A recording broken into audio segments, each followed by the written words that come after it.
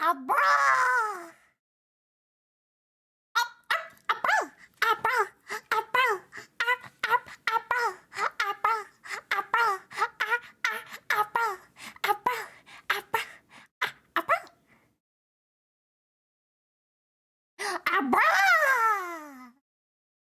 It's good to see you back, everybody.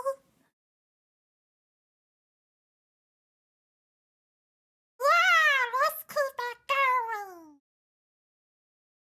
Abra!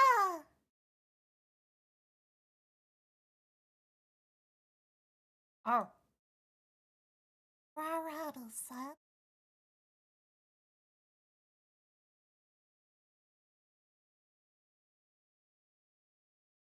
You, you already said that. Are you okay? You okay, boyfriend? I know I put a sponge brain into your throat, but are you okay? Are you okay? I just want to make sure. Are you okay? I guess it's okay. It's okay, it's just a little bug. Bruh. Bruh. Less. I'm, uh, I'm, oh, is my boy work?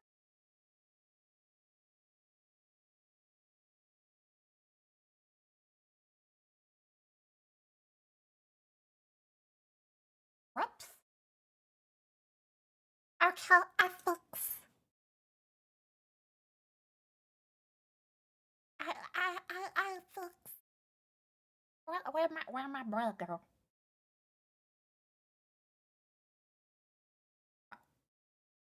Bruh. Uh-oh.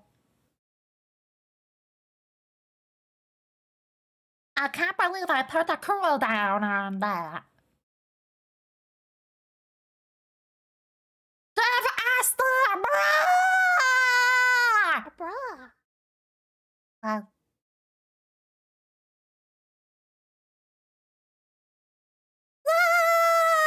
Hey, Guru! Bruh!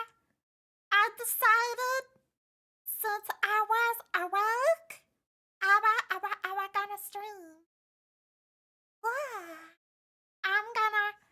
I'm gonna go to my job today. I'm gonna go work. Going to work. Going to twerk. Twerky. Bruh.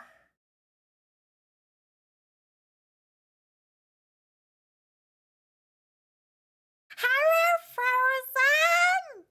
It's good to see you too. I fell into a coma after Easter. I almost made a really bad joke. I died almost as hard as the Pope. But I lived, bitch!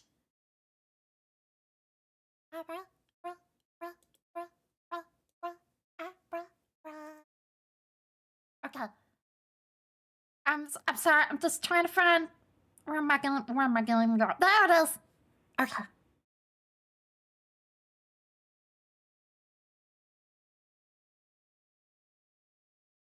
Yeah, that's what I did on Easter.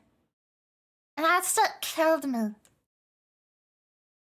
Like, super duper hard. Super hardcore. Okay.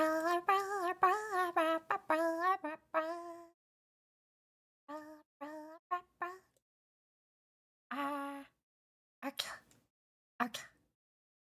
Alright. But yes, there was one more day of April, therefore one last hurrah of April. I figured if I didn't at least do one last hurrah today, then am I really a bruh? I worthy to spread the abra? Well, of course I am. Okay.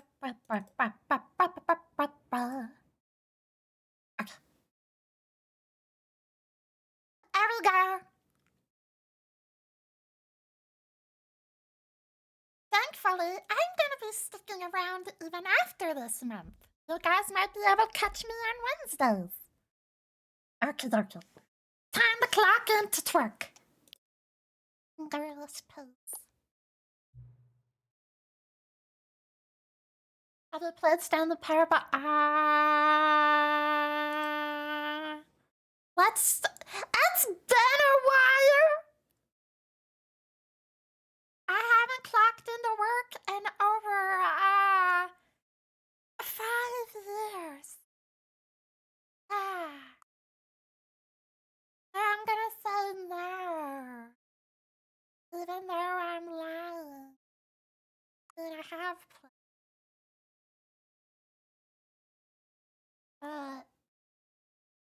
But it's been a long time. Chat, do I lie? Do I lie? Am I a little liar, pants on fire? Am I gonna lie? Then Mama, okay, I have not played. I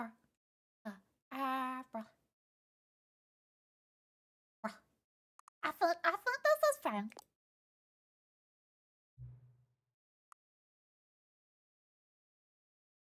Man, can't you see my time?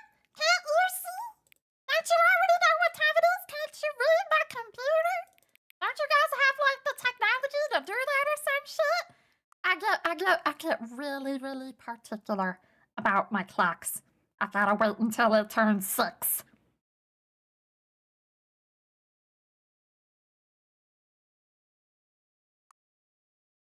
You guys are gonna wait here with me. Can I pull our eyes away? I cannot let my eyes get blurry or else I won't be able to see the 6. When the 5 turns into a 6, it's so deceptive. The lines of reality are blurring. Is that a 5 or a 6? I've been staring at it too long.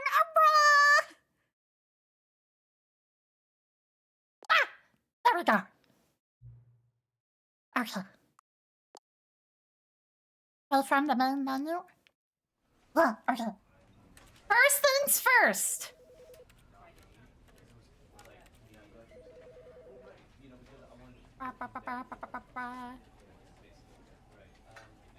Oh, wow. There's no frame rate cap. Well, I guess my first guess everything was okay is that everything didn't start to break. Okay.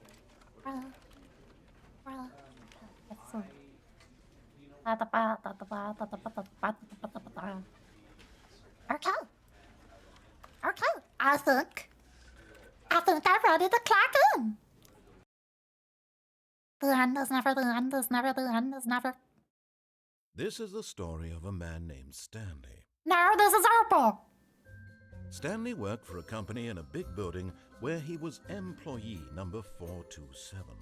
Why can't I be number 420? It was simple. He sat at his desk in room 427 and he pushed buttons on a keyboard. Orders came to him through a monitor on his desk, telling him what buttons to push, how long to push them, and in what order. This is what employee 427 did every day of every month of every year. I get paid $20 an hour. Considered it soul-rending, Stanley relished every moment that the orders came in. Though he had been made exactly for this job. And Stanley was happy. And then one day, something very peculiar happened. Something that would forever change Stanley. Something he would never quite forget. He had been at his desk for nearly an hour when he realized that not one single order had arrived on the monitor for him to follow. No one had showed up to give him instructions, call a meeting, or even say hi. Never in all his years at the company had this happened. This complete Everybody's ignoring me. Something was very clearly wrong. Shocked, frozen solid, Stanley found himself unable to move for the longest time. But as he came to his wits and regained his senses, he got up from his desk and stepped out of his office. What if I sit back down? I heard there's a really funny option. It's like, no, I want to sit. Bruh. I apparently hate Mondays. That is sometimes true. Sometimes I hate Tuesdays. 429. All of his co-workers were gone. What could it mean? Stanley decided to go to the meeting room. Perhaps he had simply missed a memo. Oh, please. Are you really just doing this for the achievement? Click a door 5 times. Is that all that you think an achievement is worth? No. I can't just give these merits away for such little effort. A measly 5 clicks. Now suppose you were to click the door 20 times. I would say that's the kind of effort that warrants recognition.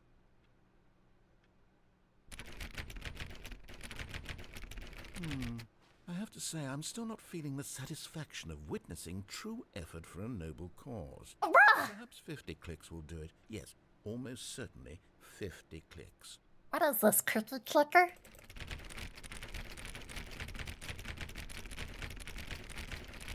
No, I'm still not feeling it. I want this achievement to have... This like talking to Onion. True reward for valiant effort. I want to see some hustle, Stanley. I want to see commitment, a willingness to go all the way, no matter what the cost. Why don't you go put 20 clicks into door number 417? 417!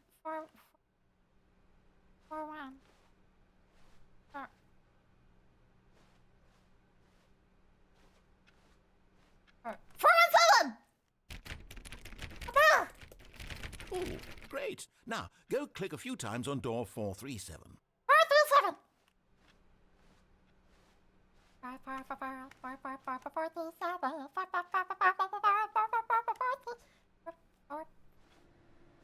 437! Excellent. I think we're getting somewhere. Now, door 415. Let's give it 10 clicks or so. You gotta understand, I haven't been given orders all day. I'm living right now. I'm doing my job. This is my job, you guys. What was the next one? Was it the part?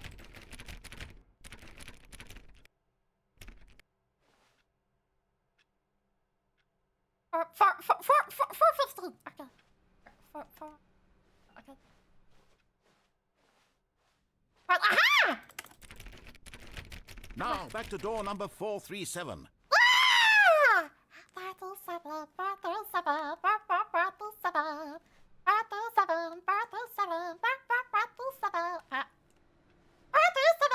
Let's see. How about you click on, well, I don't know, the copy machine. Copy machine. Back to room 417. I'm really feeling it now. I think we're getting somewhere.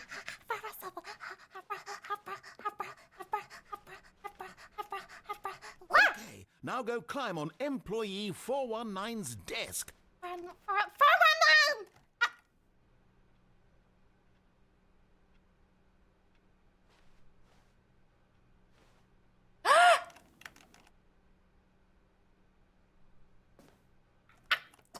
Yes, this is great. You're putting it all on the line, Stanley. I like that. All right, let's keep it up. Go give me a few clicks on door 416.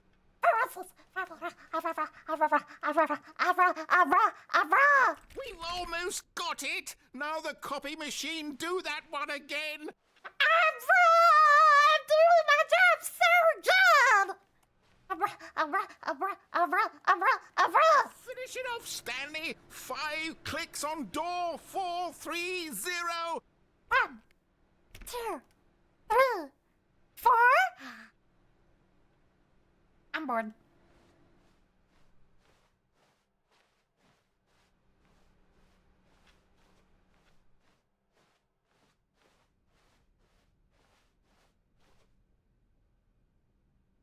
again.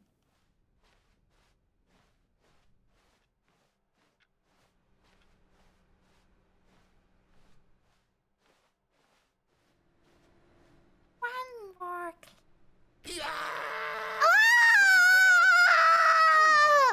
That felt amazing. Oh, you really earned it, Stanley. Nothing could hold you back. Yes, I'm very proud of how far we've come today. Just think, only a few minutes ago, you believed an achievement was worth 5 little clicks. Really now, what were you thinking? It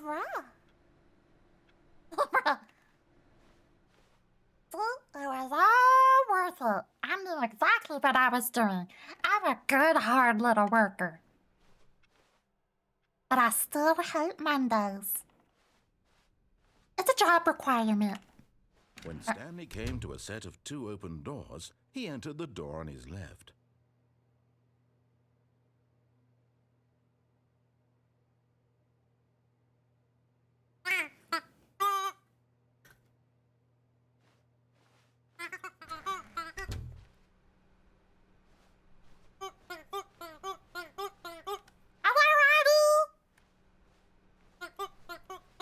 Yet there was not a single person here either. Feeling a wave of disbelief, Stanley decided to go up to his boss's office, hoping he might find an answer there. Well, guess I'm moving up to the boss's office.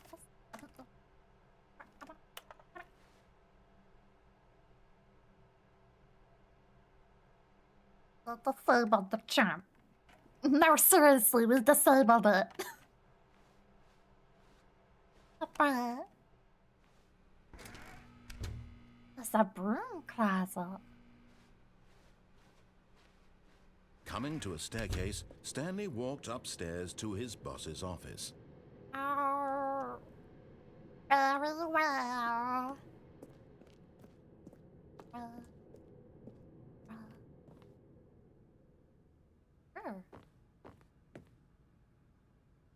Executive bathroom. Wow.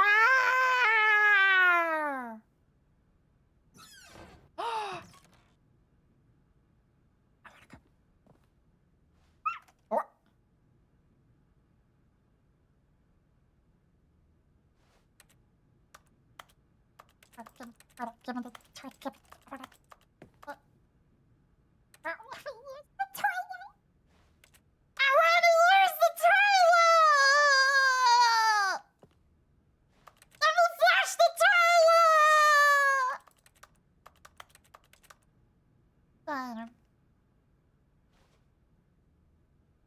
How's that picture? Yeah, your guys' bathroom sucks. Really does. Turn and flush the toilet. Stepping into his manager's office, Stanley was once again stunned to discover not an indication of any human life. Shocked, unraveled, Stanley wondered in disbelief who orchestrated this. What dark secret was being held from him? What he could not have known was that the keypad behind the boss's desk guarded the terrible truth that his boss had been keeping from him. And so the boss had assigned it an extra secret PIN number, 2845. But of course, Stanley couldn't possibly have known this. I'm busy dragging my butt on the ground, bruh. Where is it? Stanley just sat around twiddling his thumbs. Trying to input anything on the device was useless, since he could never possibly know that the combination was 2845.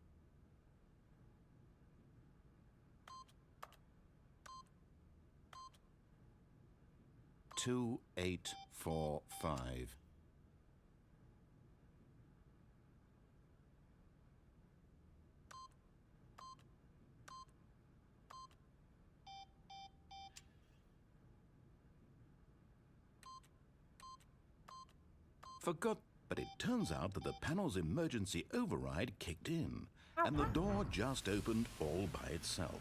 And Stanley... Oh, the power is gone! Well, whoop-de-doo. Oh, wow.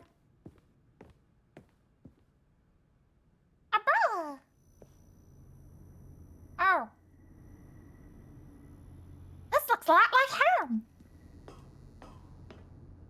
Ooh. Well. Well. Oh, it's an elevator. Okay.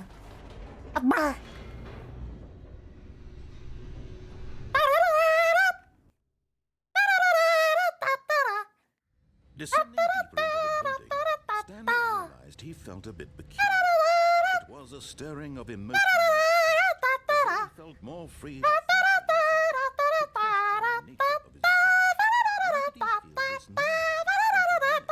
it never occurred to him.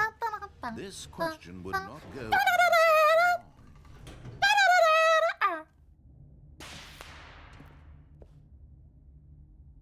Sorry, I farted. Stanley walked straight ahead through the large door that read Mind Control Facility.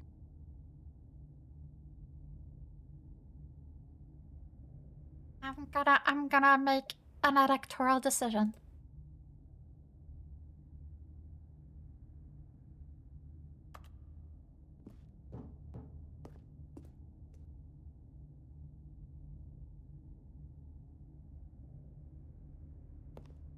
You guys think mind control will work on me? Don't be silly.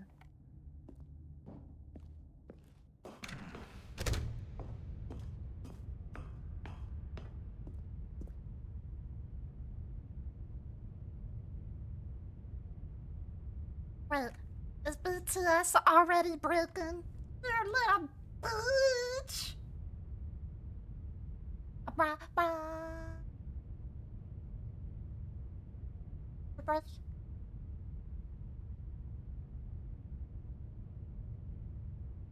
Bruh. Bruh.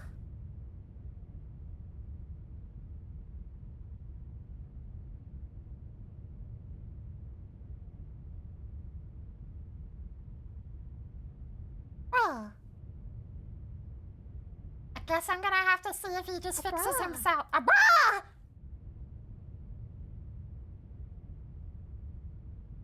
My computer is a blowing at me. Wait a minute.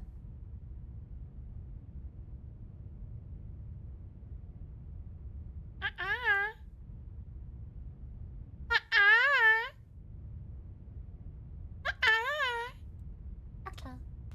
I'm just The gonna lights leave this rose stuff on an done. enormous room packed with television screens. Television! This place hold, Stanley thought to himself. Did he have the strength to find out? Bruh.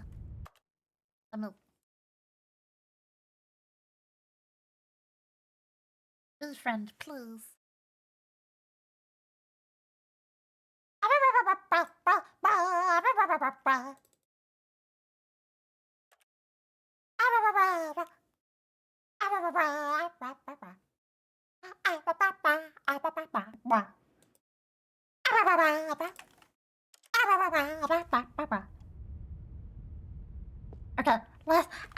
Let's see if this place has cable or satellite. That'll determine whether it's good or not. Now the monitors jumped to life, Oh. their true nature revealed. Each bore the number of an employee in the building, Stanley's co-workers. 104 was fired. Individuals reduced to images on a screen, and Stanley, one of them, eternally monitored in this place where freedom meant nothing. Cool. I like this shirt.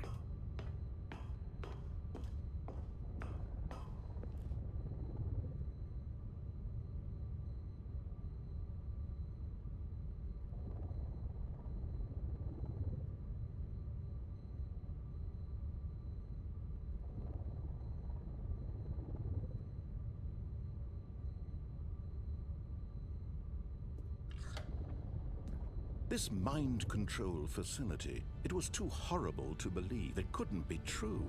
Had Stanley really been under someone's control all this time? Was this the only reason he was happy with his boring job? That his emotions had been manipulated to accept it blindly? Why are there so many people that were fired? What the hell was that noise?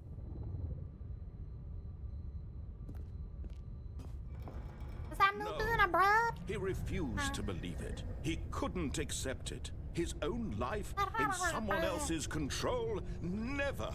It was unthinkable, wasn't it? Was it even possible? Had he truly spent his entire life utterly blind to the world? Bruh? Utterly bruh? But here was the proof. The heart of the operation. Controls labeled with emotions. Happy, or sad, or content. Walking, eating, working. All of it monitored and commanded from this very place. And as the cold reality of his past began to sink in, Stanley decided that this machinery would never again exert its terrible power over another human life. For he would dismantle the controls once and for all.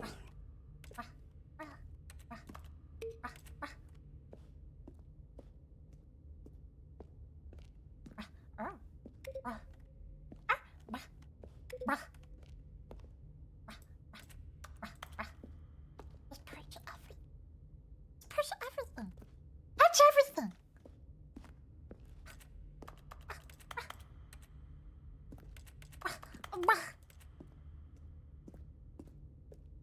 But who's Patrick? This is Opal.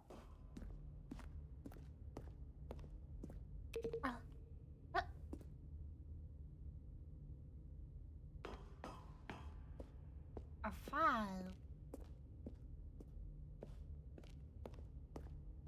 2 1 2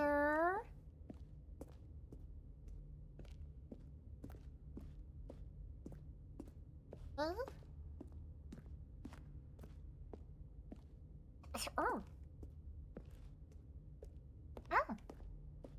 Oh.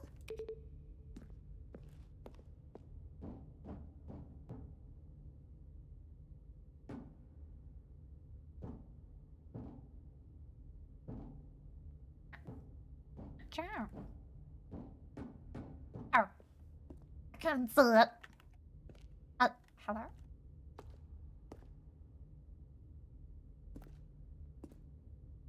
Hold on, I can't see it.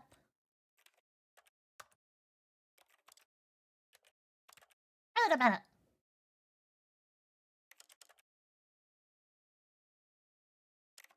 You don't let me adjust it after the game starts? What's the matter with you? What's the matter with you? Who would do that?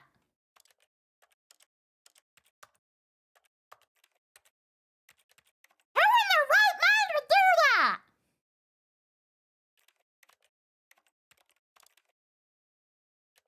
That's evil. I can't see. Oh. It's just. Oh, okay, it's a goat. A goat. Okay. I cannot see. It's so dark in here, chat! I am brave. Oh, wow.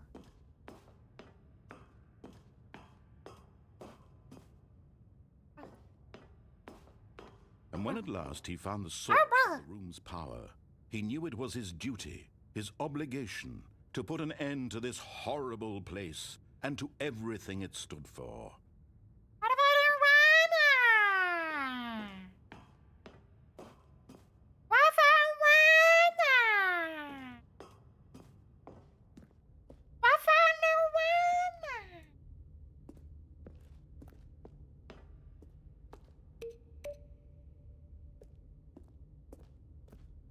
Okay. I go.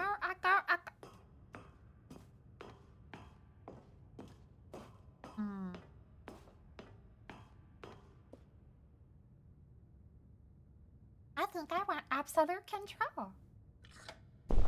Oh, Stanley, you didn't just activate the controls, did you? I did! Kept you enslaved all these years. You go and you try to take control of the machine for yourself. Is that what you wanted? Ah! Ah! Oh, Stanley, I applaud your effort, I really do. But you need to understand, there's only so much that machine can do. You were supposed to let it go, turn the controls off, and leave. If you want to throw my story off track, you're going to have to do much better than that. I'm afraid you don't have nearly the power you think you do. For example, and I believe you'll find this pertinent, Stanley suddenly realized he had just initiated the network's emergency detonation system. In the event that the machine is activated without proper DNA identification, nuclear detonators are set to explode, eliminating the entire complex. How long until detonation then? Let's say, 2 minutes. Now this is making things a little more fun, isn't it, Stanley? It's your time to shine. You are the star. It's your story now. Shape it to your heart's desires. Oh, this is much better than what I had in mind. What a shame we have so little time left to enjoy it. Mere moments until the bomb goes off. But what precious moments each one of them is. More time to talk about you, about me, where we're going. What all this means, I barely know where to start. What's that? You'd like to know where your co-workers are? A moment of solace before you're obliterated? All right, I'm in a good mood. You're gonna die anyway. I'll tell you exactly what happened to them. I raised them. I turned off the machine. I set you free. Of course, that was merely in this instance of the story. Sometimes when I tell it, I simply let you sit there in your office forever, pushing buttons endlessly and then dying alone. Other times, I let it sink into the ground, swallowing everyone inside, or I let it burn to a crisp. I have to say this, though, this version of events has been amusing.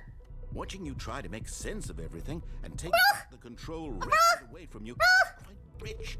I almost hate to see it go. But I'm sure whatever I come up with on the next go around will be even better. My goodness, only 34 seconds left. But I'm enjoying this so much. You know what? To hell with it. I'm going to put some extra time on the clock. Why not? These are precious additional seconds, Stanley. Time doesn't grow on trees. Is it that you have no idea where you're going or what you're supposed to be doing right now? Or did you just assume when you saw that timer that something in this room was capable of turning it off? I mean, look, running from button to button, screen to screen, clicking on every little thing in this room. These numbered buttons, these colored ones, or maybe this big red button, or this door. Everything, anything, something here will save you. Why would you think that, Stanley? Video game could have beaten? One solved? Do you have any idea what your purpose in this place is?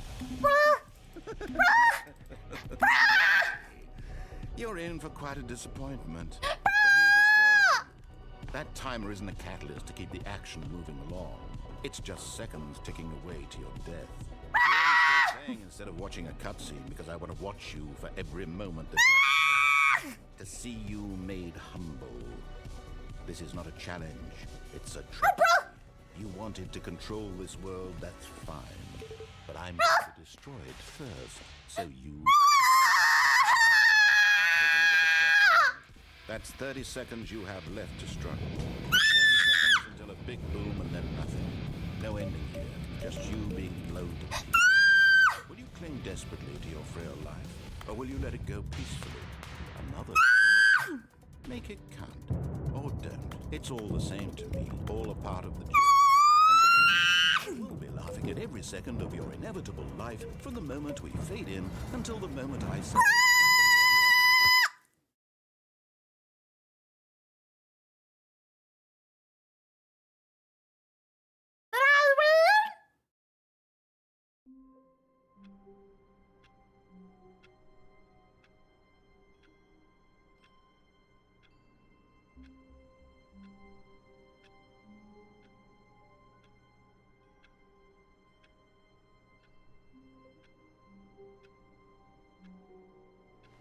Go back to clicking things on my keyboard.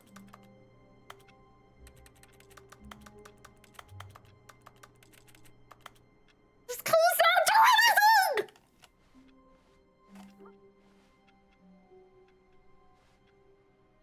Where? All of his co-workers were gone. What could it mean? Stanley decided to go to the meeting room. Perhaps he had simply missed a memo. Well.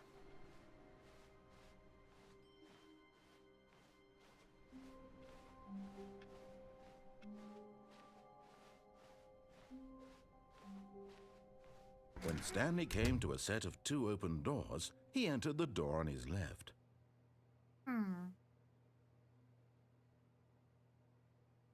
I need to go take a shit in the executive toilet again. Blah. Blah. Yet there was not a single person here either. Feeling a wave of Who cut a hole in this Stanley table? decided to go up to his boss's office, hoping he might find an answer there. Coming to a staircase, Stanley walked upstairs to his boss's office.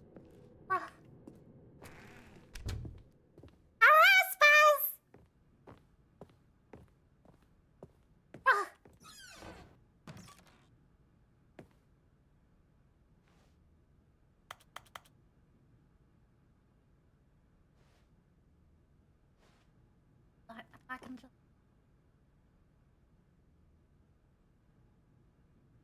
Extreme bathrooms! I can't...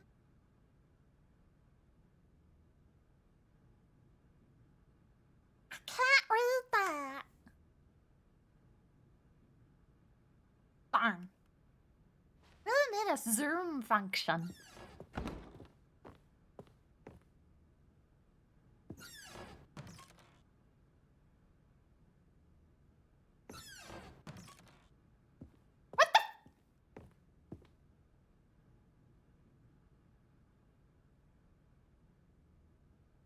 We gotta kill Brownie.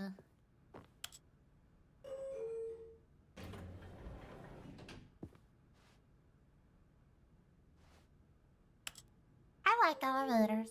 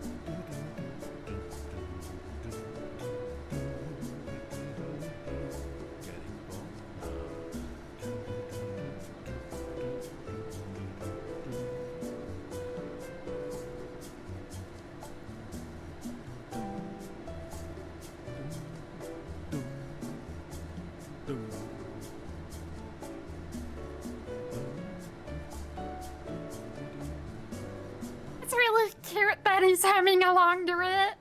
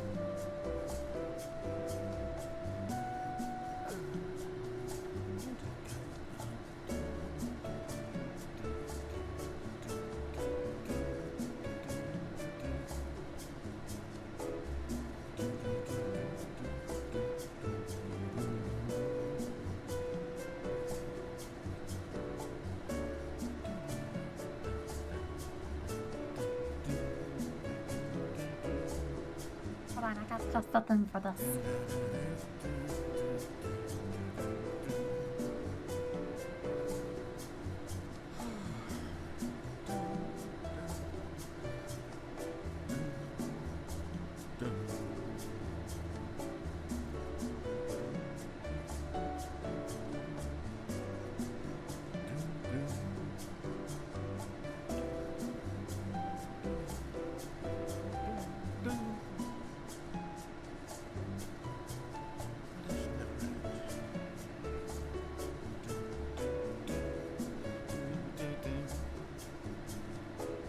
This is a really tall building.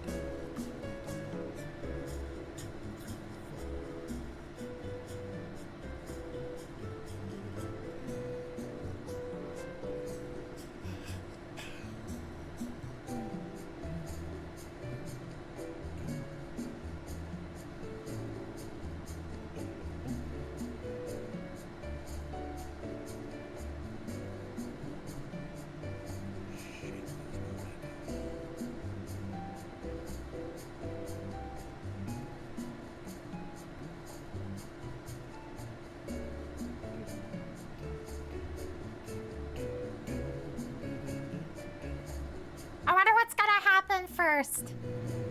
Am I gonna reach the top of this building, or am I gonna dance off of the screen?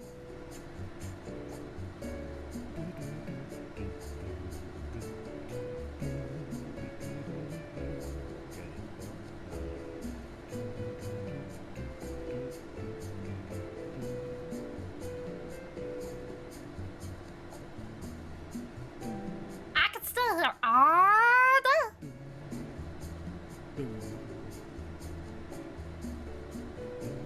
But I won't.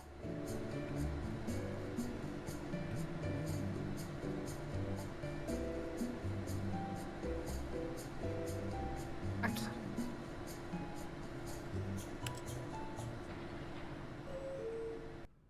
Hi, Luna!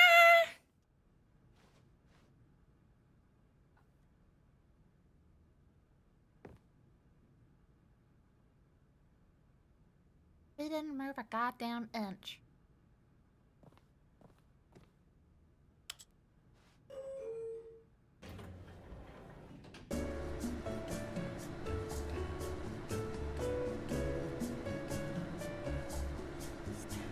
Are you fucking kidding me?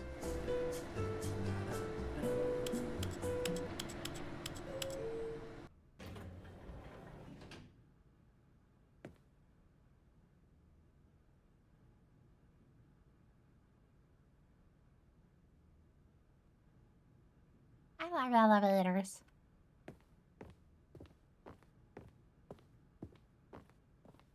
Stepping into his manager's office, Stanley was once again stunned to discover not an indication of any human life.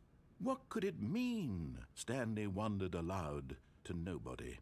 He began wildly tearing through papers on the boss's desk, pulling books off the shelf, looking behind paintings, desperate for clues to his situation. But his attention was caught by a keypad behind the boss's desk. What could its purpose be? In fact, this keypad guarded the terrible secret that lay buried below his feet. And so the boss had assigned it an extra secret PIN number, 2845. But of course, Stanley couldn't possibly have known this. What are those? Look at these books there. Stanley just sat around twiddling his thumbs. Trying to input anything on the device was useless, since he could never possibly know that the combination was 2845. This piano makes clicking sounds. 2845.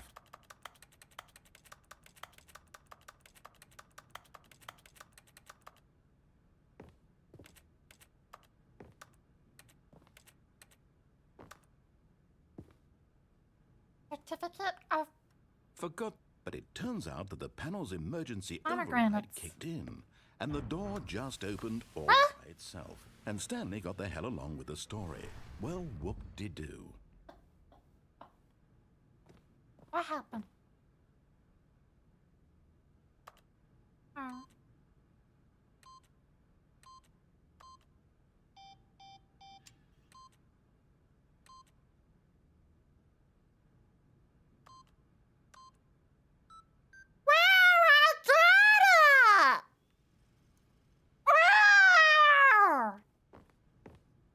I'm a genius.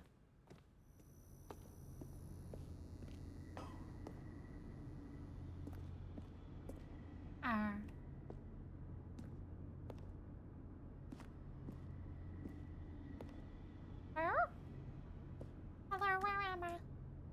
Where am I? Where am I going? Oh God! I'm not gonna do that again. Thought it was gonna be a secret, but it wasn't.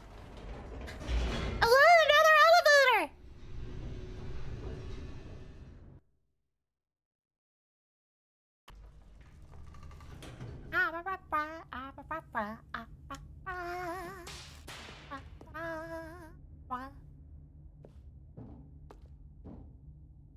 Stanley walked straight ahead through the large door that read Mind Control Facility.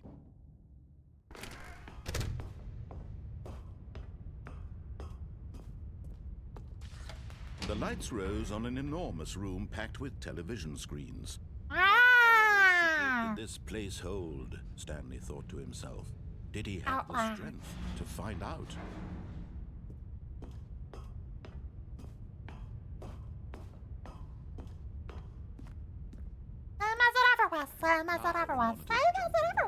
Their true nature revealed. Each bore the number of an employee in the building, Stanley's co-workers. The lives of so many individuals reduced to images on a screen, and Stanley, one of them, eternally monitored in this place where freedom meant nothing. Oh.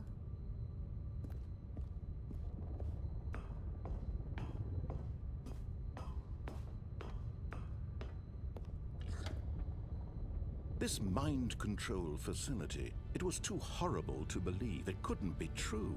Had Stanley really been under someone's control all this time? Was the only reason he was happy with his boring job? That his emotions had been manipulated to accept it blindly?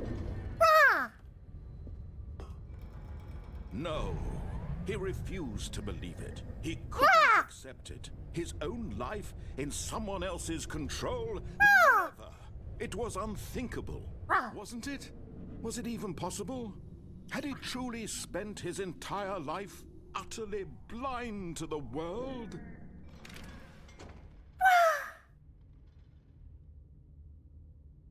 But here was the proof. The heart of the operation. Controls labeled with emotions. Happy, or sad, or content. Walking, eating, working. All of it monitored and commanded from this very place. And as the cold reality of his past began to sink in, Stanley decided that this machinery would never again exert its terrible power over another human life. For he would dismantle the controls once and for all. Okay, I guess I'll do it this time. Okay, shut it off.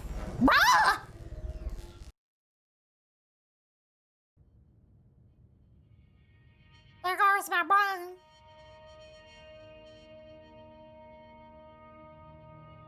Blackness and a rising chill of uncertainty. Was it over? Is it a bra? Yes. He had won. He had defeated the machine, unshackled himself from someone else's command. Freedom was mere moments away. And yet, even as the immense door slowly opened, Stanley reflected on how many puzzles still lay unsolved. Where had his co-workers gone? How had he been freed from the machine's grasp?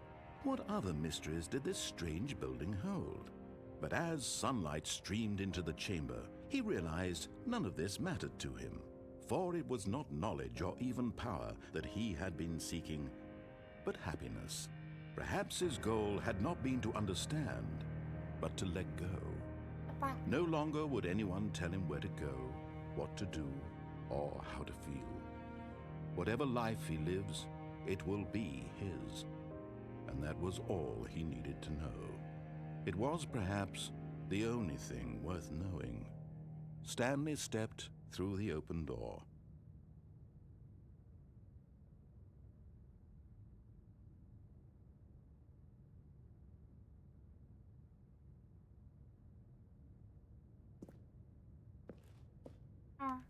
are you not gonna give me the illusion of choice? Ah! You maniac! You blew it up! Stanley felt Ah! the cool breeze upon his skin, the feeling of liberation, the immense possibility of the new path before him. This was exactly the way, right now, that things were meant to happen. You're so, sir. And Stanley was happy. If you're so, sir.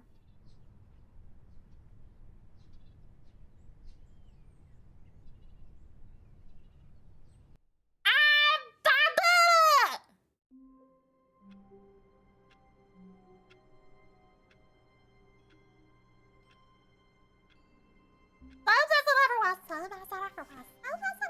All of his co-workers were gone.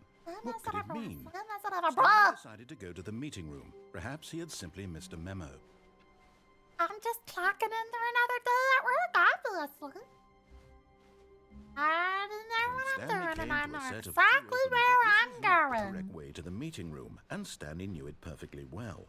Perhaps he I wanted know to stop by the exactly employee where I'm lounge going. first, just to admire it. I know exactly what I'm doing. Yes, truly a room worth admiring. It had really been worth the detour after all, just to spend a few moments here in this immaculate, beautifully constructed room.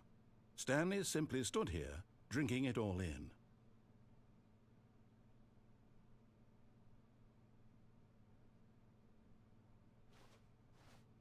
Yes, really, really worth it being here in the room. A room so utterly captivating that even though all your co-workers have mysteriously vanished, here you sit looking at these chairs and some paintings. Really worth it. Coca-Cola!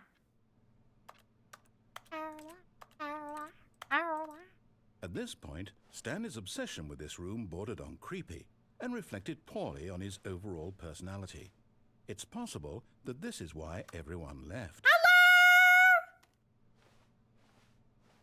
I hope you've been having a good week. Stanley sat around waiting for more dialogue. But when a long time had passed and there was no more, he decided that the game was trying to send him a message. You're back? Why are you gonna go through all the trouble of getting mad at me if you're not gonna let me go back? I do not understand. Bruh. Let me go back!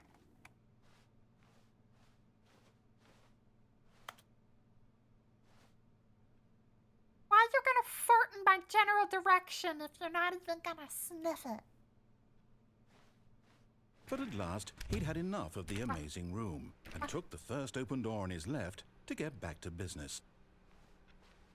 Oh, okay. And so he detoured through the maintenance section, walked straight ahead to the opposite door, and got back on track.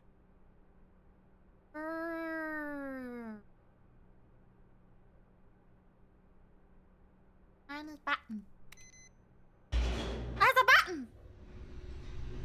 Ooh, what does this button do? But Stanley didn't want to go back to the office. He wanted to wander about and get even further off track. I saw So a now, button. in order to get back, he needed to go, from here, it's, left. Okay. Oh, no, it's to the right, my mistake.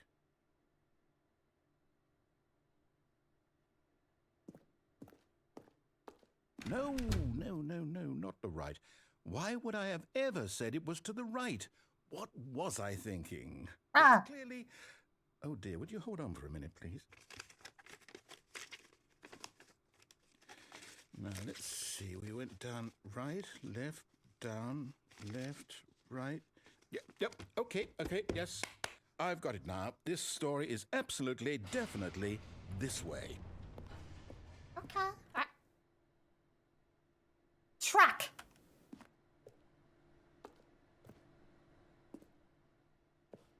This is giving me some, serial killer horror vibes.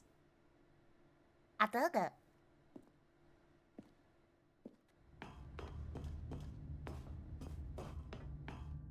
Oh! No. This isn't right at all. You're not supposed to be here yet. This is all a spoiler. Quick, Stanley, close your eyes. Okay. We just have to get back to That's who am I father. kidding? It's all rubbish now. The whole story completely unusable. How about, rather than waste my time trying to salvage this nonsense, we'll just restart the game from the beginning. And this time, suppose we don't wander so far off track, Okay, from the top. I think I fucked up.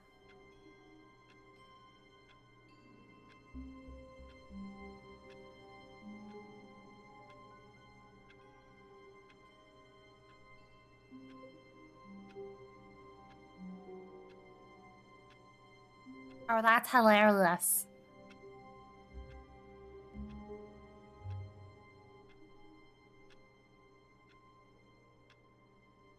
Okay, so my boobies are a little funny. I saw somebody finally talk at the fan service.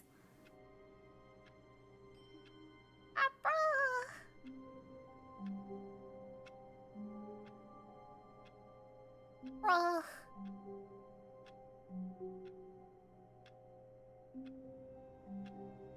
Why does your mom? Why? What for what? Okay, whatever. Bruh! Wow. Bruh. Bruh, indeed.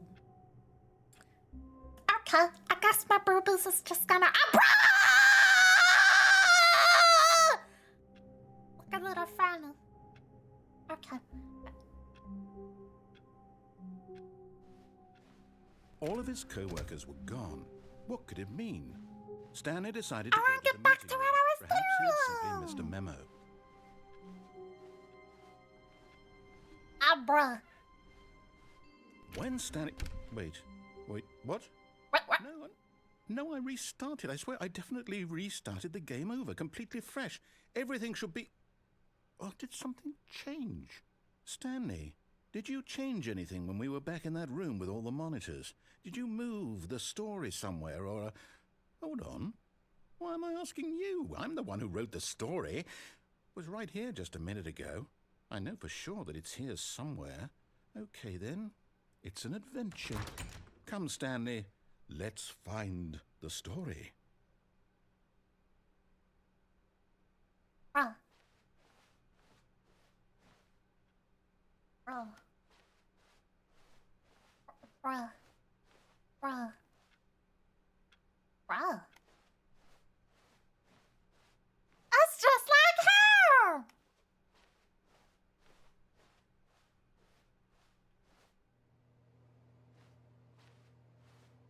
What? I'll say it.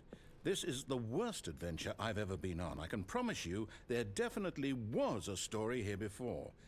Do we need to restart the game again?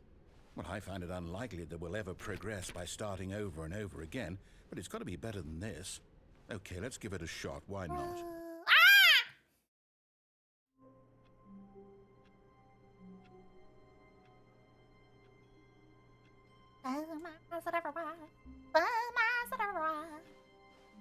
All of his co-workers were gone. What could it mean? Stanley decided to go to the meeting room. Perhaps he had simply missed a memo.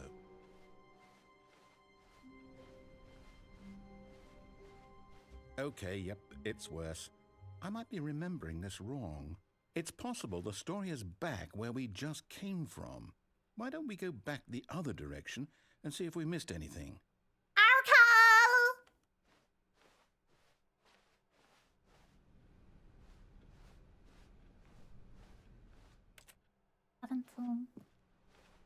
Or 17.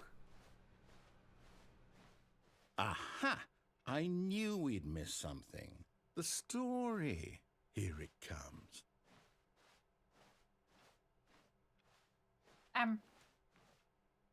No, wait. Never mind. Not the story. Okay, let's head back the other way and retrace our steps. Opera?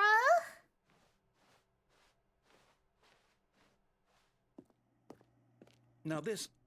Well, I'll be honest. I don't recognize this place at all. Is this the story? I don't think so.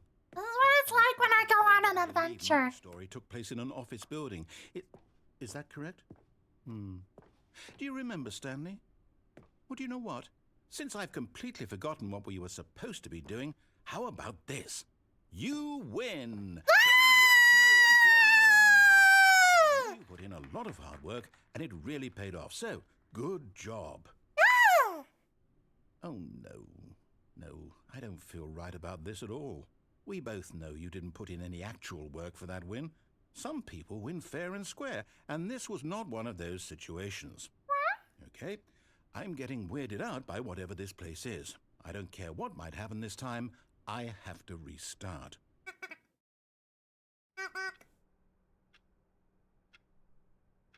Oh my God, I have a line. I have a line to follow. All right, I've got a solution. This time, to make sure we don't get lost, I've employed the help of the Stanley Parable Adventure Line. Just follow the line. How simple is that?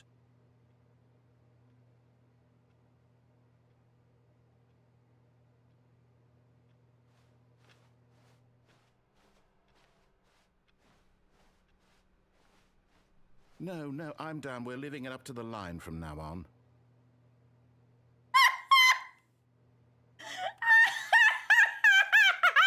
It's like, no.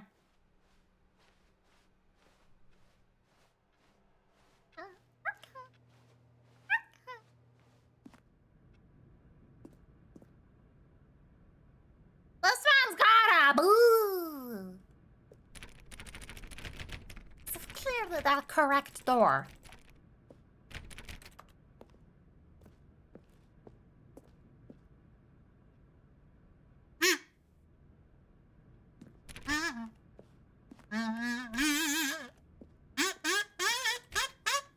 See? The line knows where the story is. It's over in this direction. Onward, Stanley, to destiny. Here's a thought. Wherever we end up be our destination, even if there's no story there. Or to put it another way, is the story of no destination still a story? Simply by the act of moving forward, are we implying a journey such that a destination is inevitably conjured into being via the very manifestation of the nature of life itself? Okay, Stanley, I need to follow this train of thought for a minute. Just stick with me. Now, we can both agree that the nature of existence is in fact a byproduct of one's subjective experience of that existence, right? Okay. Now, if my experience of your existence rests inside of your subjective experience of this office, is this office, in fact, the skeleton of my own relative experiential mental subjective construct? Well, hang on. That got a bit weird back there. Well, I'd like to apologize. Not sure where I was going with all that. You know what? I think what we need right now is a bit of music to lighten the mood.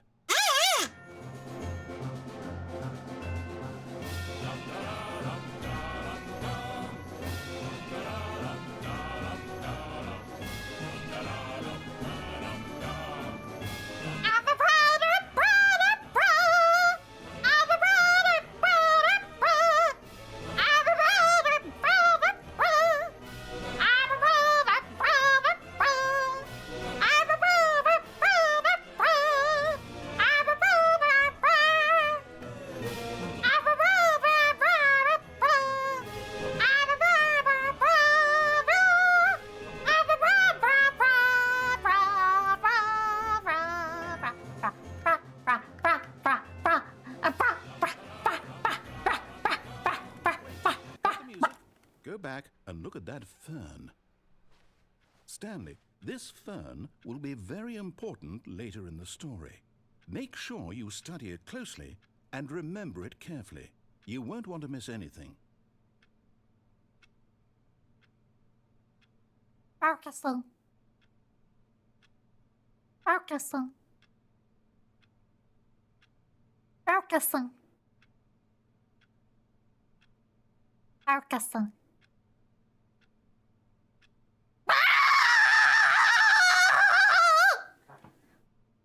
Focusing. Okay. I have the phone locked and loaded. Wait, what? We're back at the office? No. Line, you do know we're looking for the Stanley Parable, right? The story? Is any of this ringing a bell?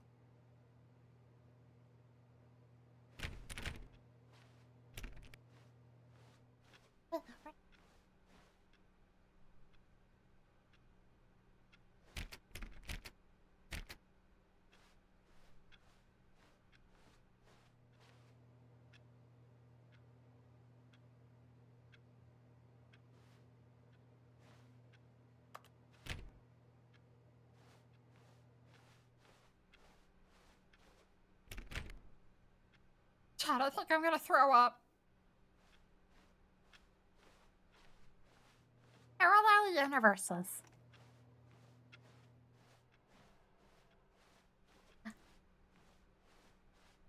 Still missing the doors.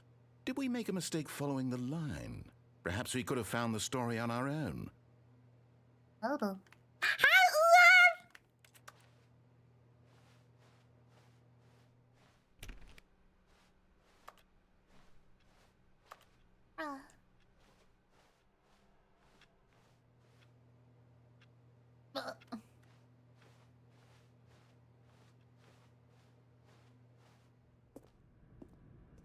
Well, what if I just...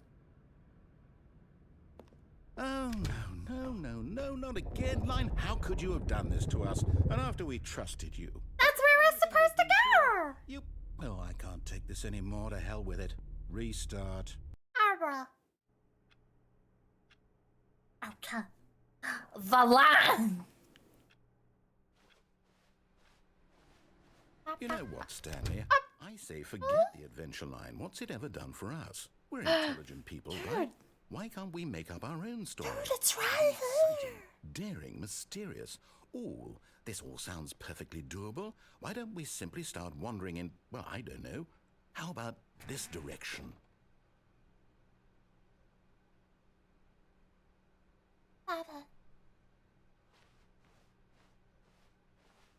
Now, yes, this is exciting. Just me and Stanley forging a new path, a new story. Well, it could be anything. What do you want our story to be?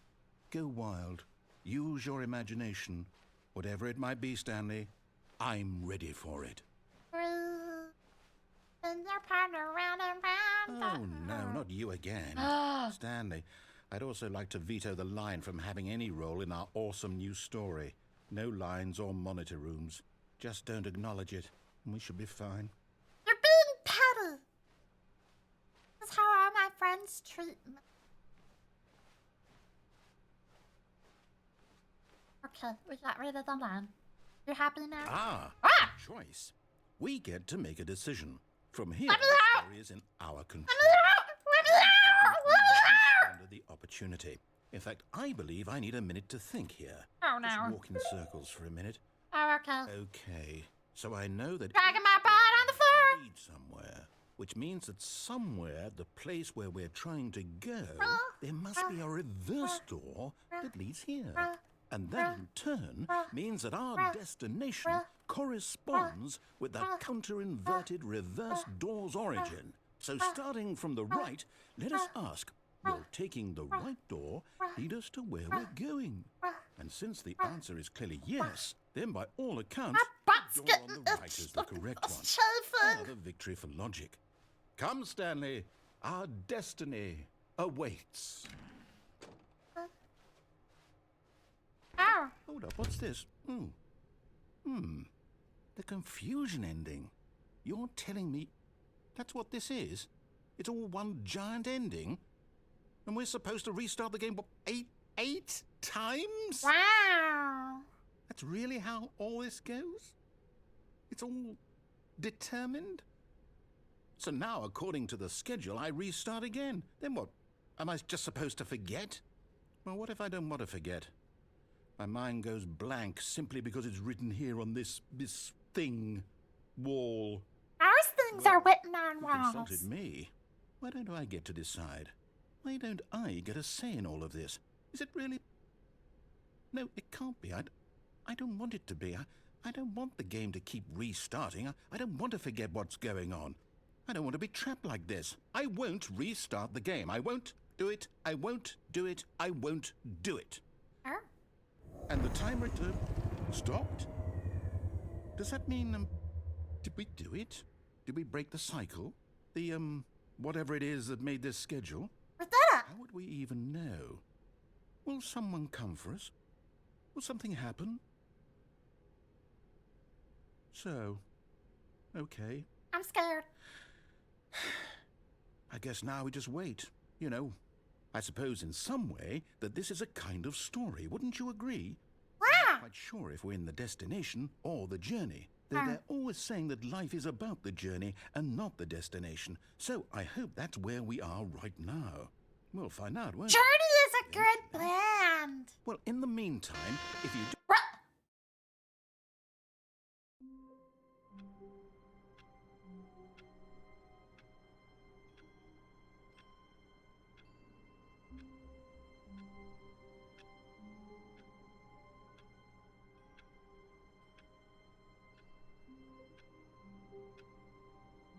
That scared me.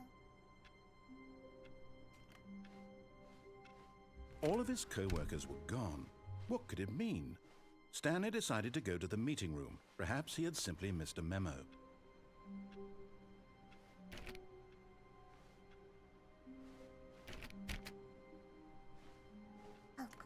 Look.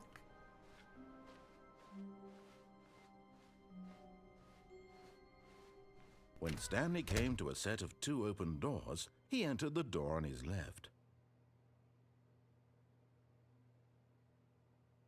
Ah. This was not the correct way to the meeting room, and Stanley knew it perfectly well. Perhaps he wanted to stop by the employee lounge first, just to admire it. Wow. Yes, this room. But eager to get back to business, Stanley took Wow, the this door on his room. left.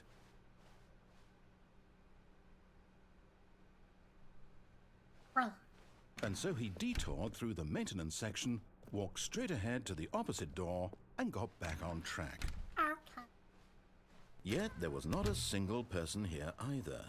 Feeling a wave of disbelief, Stanley decided to go up to his boss's office, hoping he might find an answer. Stanley stepped into the broom closet, but there was nothing here, so he turned around and got back on track.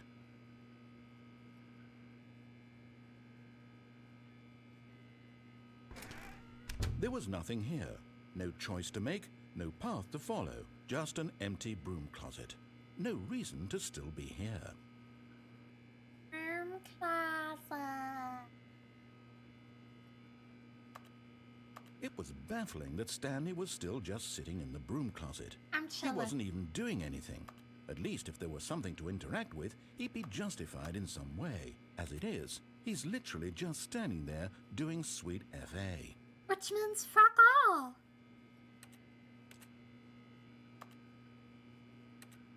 Are you really still in the broom closet?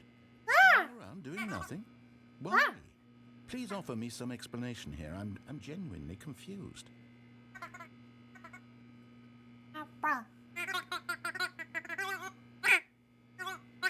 You do realize there's no choice or anything in here, right? If I said Stanley walked past the broom closet, at least you would have had a reason for exploring it to find out. But it didn't even occur to me because literally this closet is of absolutely no significance to the story whatsoever. I never would have thought to mention it.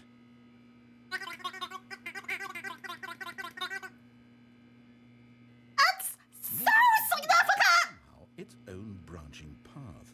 Maybe when you go talk about this with your friend, you'll say, "Oh, did you get the broom closet ending? The broom It's closet my ending was favorite! I hope your friends find this concerning." Do you guys like the broom closet? I love the broom Stanley was closet. fat and ugly and really, really stupid. He probably only got the job because of a family connection. That's how stupid he is. That or with drug money. Also, Stanley is addicted to drugs and hookers. Oh. That's a problem. Well, I've come to a very definite conclusion about what's going on right now. You're dead. Oh. You got to this broom closet, explored it a bit, and were just about to leave because there's nothing here when a physical malady of some sort shut down your central nervous system and you collapsed on the keyboard. Well, in a situation like this, the responsible thing is to alert someone nearby so as to ensure that your body is taken care of before it begins to decompose. It's gonna go Hello? stinky. Anyone who happens to be nearby? The person at this computer is dead. They have fallen prey to any number of your countless human physiological vulnerabilities. It's indicative of the long-term sustainability of your species. Remove their corpse from the area and instruct another human to take their place, making sure they understand basic first-person video game mechanics and filling them in on the history of narrative tropes in video gaming, so that the irony and insightful commentary of this game is not lost on them. All right. When you've done that, just step out into the hallway.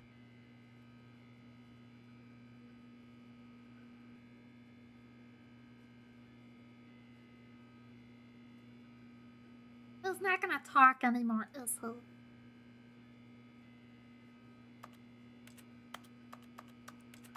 Oh. Got all I could out of the broom closet. Ah, second player. It's good to have you on board. I guarantee you can't do any worse than the person who came before you. You too? Unbelievable. At the mercy of an entire species of invalids. Perhaps there's a monkey nearby you can hand the controls to. Fish? Fungus? Look, you can hammer out the details. I'm not particularly picky. I'll just be waiting for when you're ready to pick up the story again. I have Boo Friend playing now. I'm gonna close the door.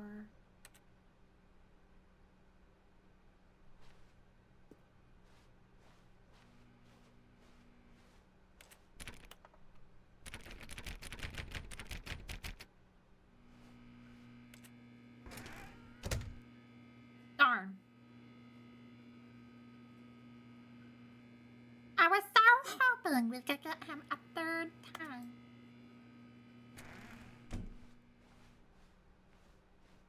Coming to a staircase, Stanley walked upstairs to his boss's office.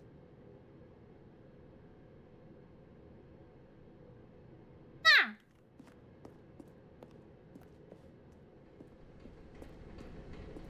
We're going to hell.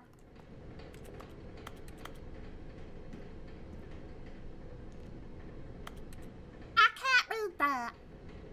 Oh yeah, that's right. I can't read. But Stanley just couldn't do it.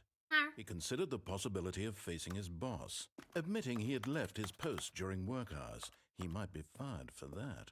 And in such a competitive economy, why had he taken that risk? All because he believed everyone had vanished? His boss would think he was crazy. And then something occurred to Stanley.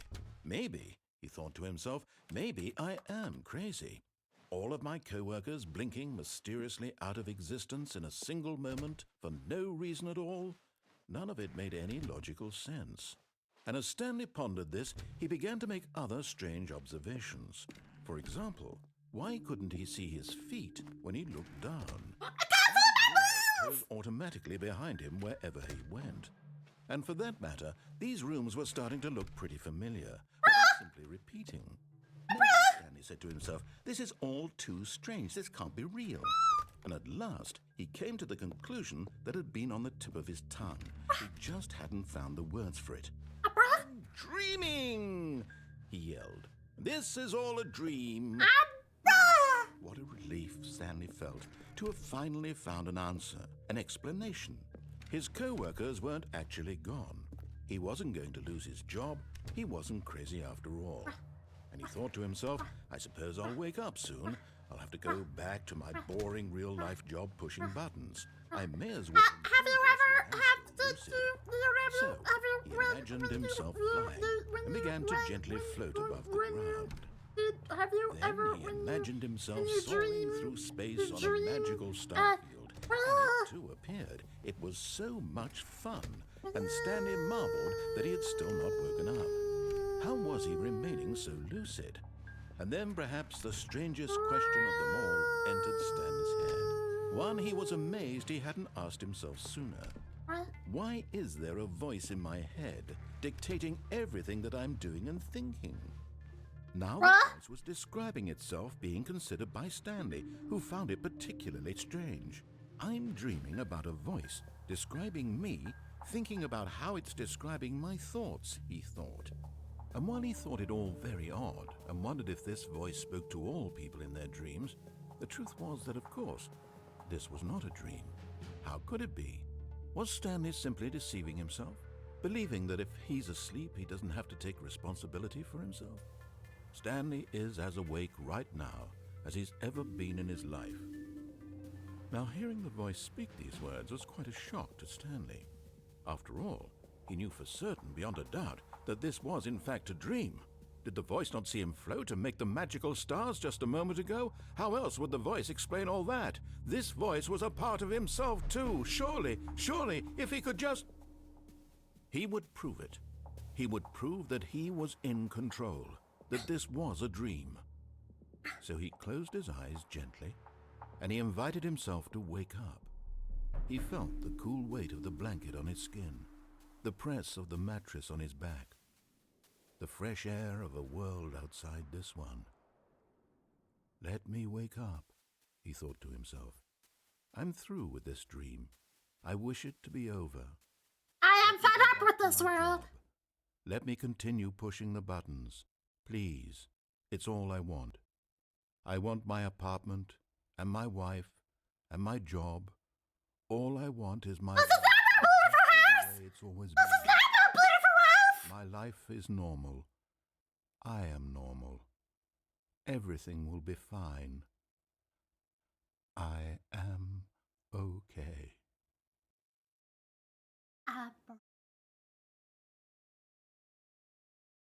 Okay, what the hell? Stanley began screaming. I have an office. I am real. Please, just someone tell me I'm real. I must be real. I must be. Can anyone hear my voice? Who am I? Who am I? And everything went black.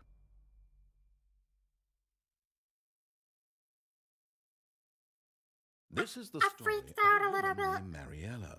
What? Mariella woke up on a day like any other. She arose, got dressed, gathered her belongings, and walked to her place of work. But on this particular day, her walk was interrupted by the body of a man who had stumbled through town talking and screaming to himself, and then collapsed dead on the sidewalk. And although she would soon turn to go call for an ambulance, for just a few brief moments, she considered the strange man. He was obviously crazy. This much she knew. Everyone knows what crazy people look like. And in that moment, she thought to herself how lucky she was to be normal. I am sane. I am in control of my mind. I know what is real and what isn't. It was comforting to think this, and in a certain way, seeing this man made her feel better. But then she remembered the meeting she had scheduled for that day, the very important people whose impressions of her would affect her career, and by extension, the rest of her life. She had no time for this, so it was only a moment that she stood there. Why did she not just simply eat the corpse? Ran.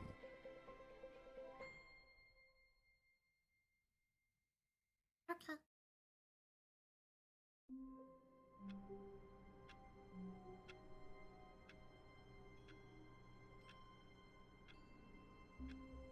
Well. Go back to work. When Stanley came to a set of 2 open doors, he entered the door on his left.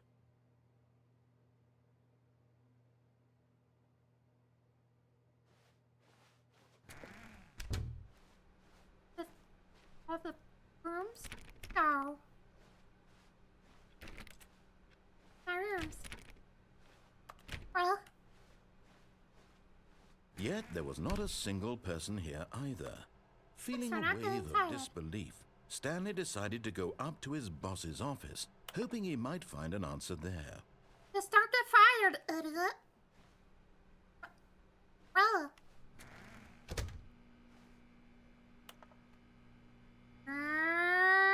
How's it? No. Coming to a staircase, Stanley walked upstairs to his boss's office.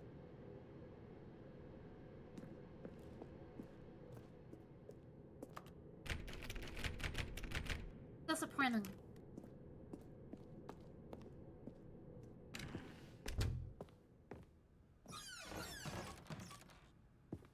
The elevator that lies.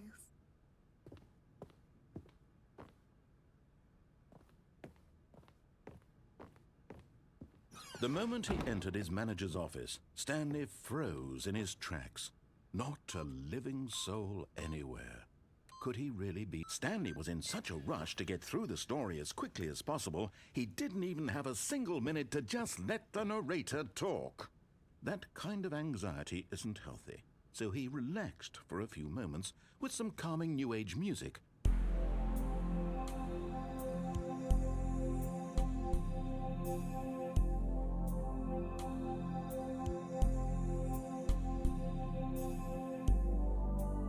Feeling soothed and rejuvenated, Stanley calmly walked forward into the opened passageway. Ah. Didn't even give me a chance to bust a schmidt.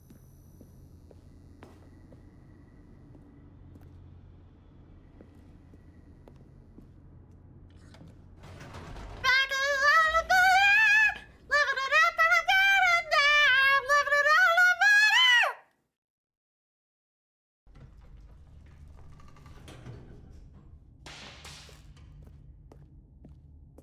Ugh. Stanley walked straight ahead through the large door that read Mind Control Facility. Nah, that's boring. Although this passageway had the word escape written on it, the truth was that at the end of this hall, Stanley would meet his violent death.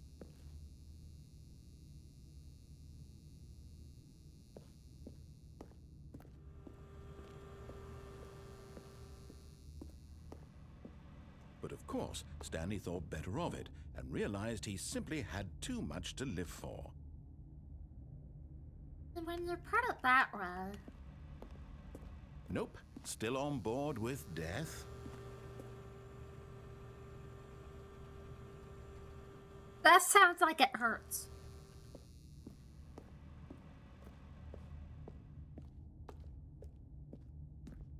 Oh. Damn. Thought I was gonna get him with the back and forth. Bruh.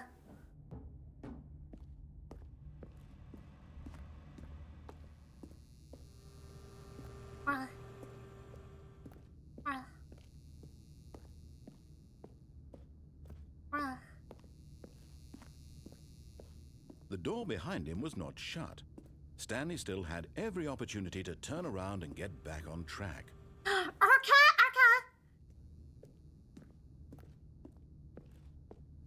Much better say something. I'm gonna be wasting a lot of my time here. There's no run button.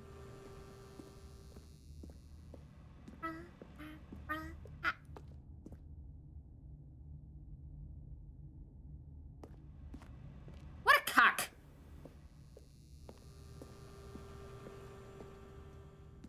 Ba, ba, ba, ba, ba. Long Halloween, long Halloween, long Halloween, long Halloween. At this point, Stanley was making a conscious, concerted effort to walk forward. I'm not really turning confront around. his death. I'm not turning around.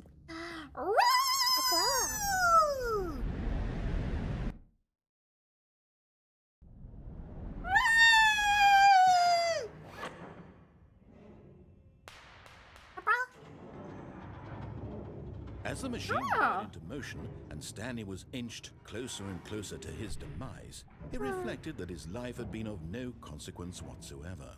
Stanley can't see the bigger picture. He doesn't know the real story, trapped forever in his narrow vision of what this world is. Perhaps his death was of no great loss, like plucking the eyeballs from a blind man. And so he resigned and willingly accepted this violent end to his brief and shallow life. Farewell, Stanley. I'm gonna become a pancake! I'm gonna become flat Stanley!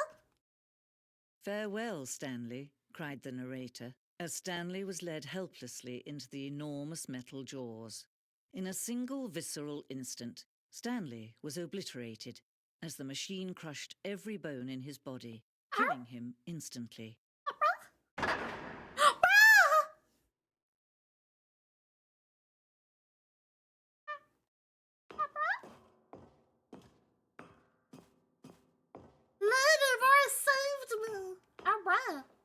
And yet it would be just a few minutes before Stanley would restart the game, back in his office, as alive as ever. What exactly did the narrator think he was going to accomplish?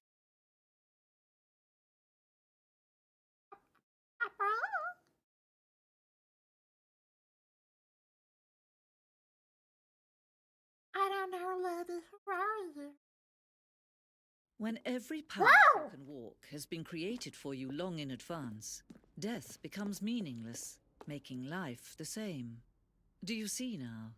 Do you see that Stanley was already dead from the moment he hit start?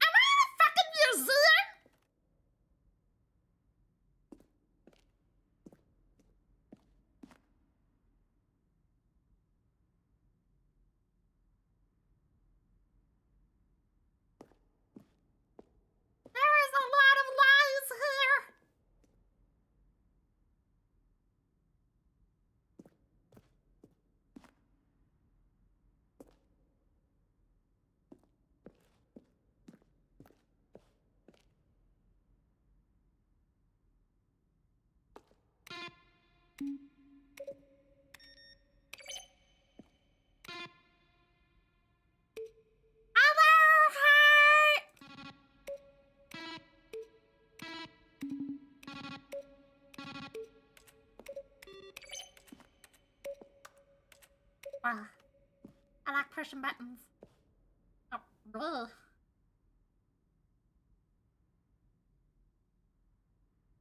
Ugh.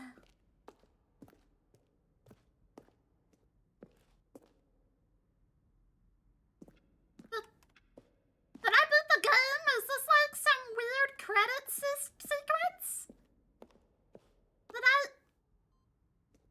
Did I do it?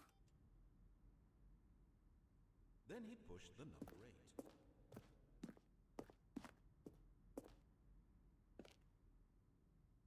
Now then, this elevator for sure would get him right back on track to where he was supposed to be in the story.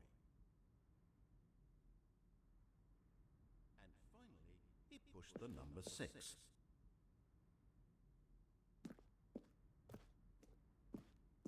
The big red button. That button. What the heck? This game is giving me a Stanley prolapse.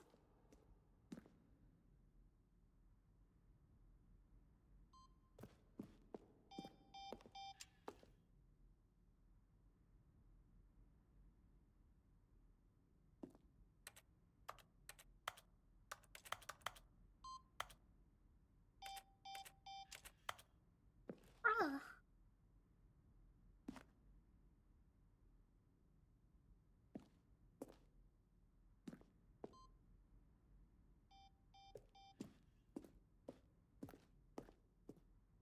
guys think I can learn something here?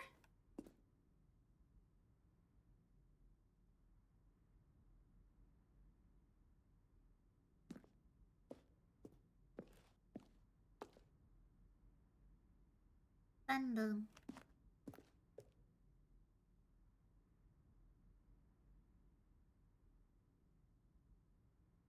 Sendung.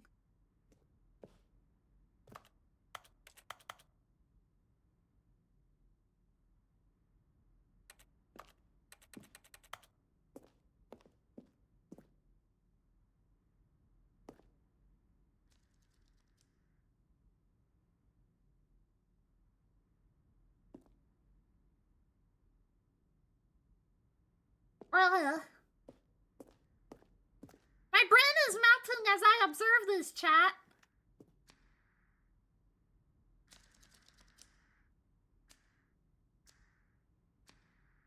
Do you think these are true? Do you think these are real endings?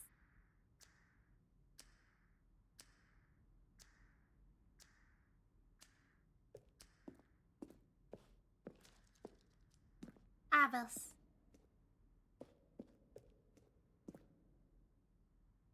Oh. Money! Wow! I want the money ending!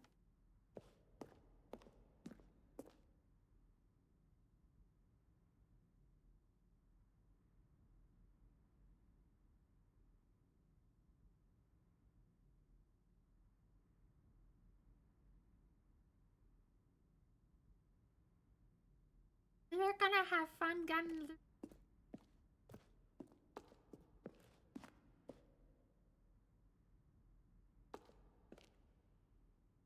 Wow!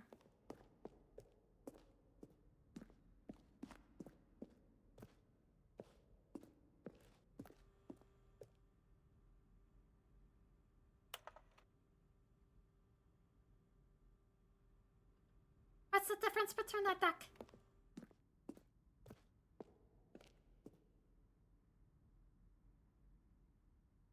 Wow.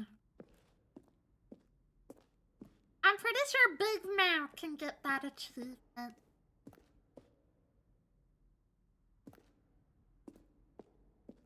This is a big museum.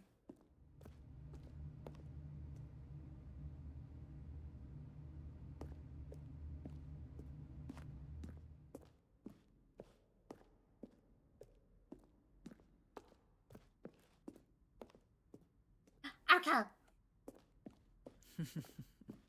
Oh, look at these two. How they wish to destroy one another.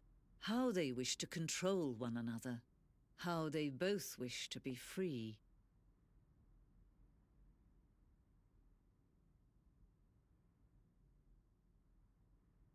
Am I supposed to turn it off, lady?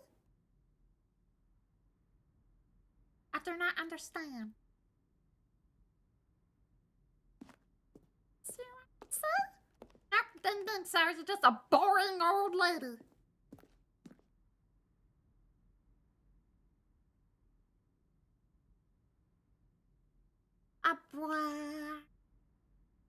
Abra. Can you see? Can you see how much they need one another? No, perhaps not. Sometimes these things cannot be seen. But listen to me. You can still save these two. You can stop the program before they both fail. Push escape and press quit. There's no other way to beat this game. As long as you move forward, you'll be walking someone else's path. Stop now and it'll be your only true choice. Do choose it. Don't let time choose for you. Don't let time.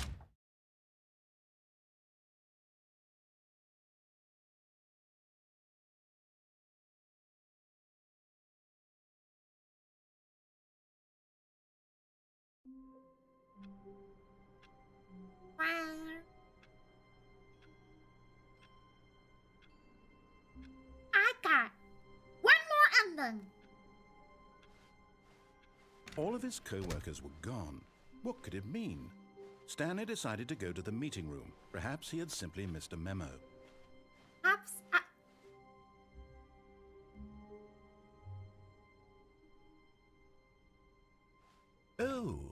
New content? What does that mean, new content? I'm gonna...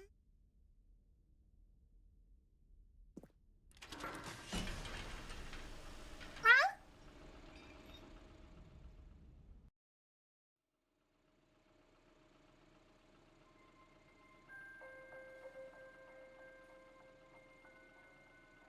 Hello, and thank you for playing the Stanley Parable Ultra Deluxe. As you may know, the Stanley Parable was a video game released in 2013 on home computers. After receiving critical and commercial success, it was expanded upon in 2022 with the Stanley Parable Ultra Deluxe, a reimagining of the game for consoles and home computers. The Stanley Parable Ultra Deluxe features exciting new content that broadens and expands the world of the Stanley Parable, delighting audiences the world over. Please, step inside and see what thrilling new adventures await in the Stanley Parable Ultra Deluxe. Oh, well, this sounds delightful.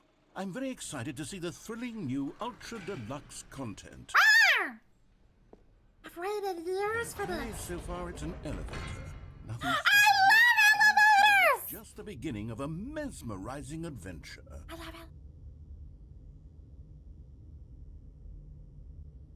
it. Is it broken? What's going on here? Should we be moving somewhere or... Oh, there we go. All right, finally, at long last, it's on to the new content. I've never been more ready. Let's do it.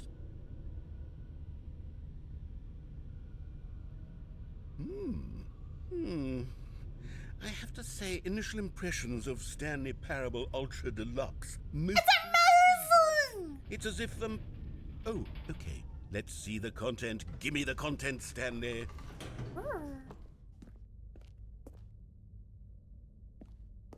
All right, let's see. It's the jump circle.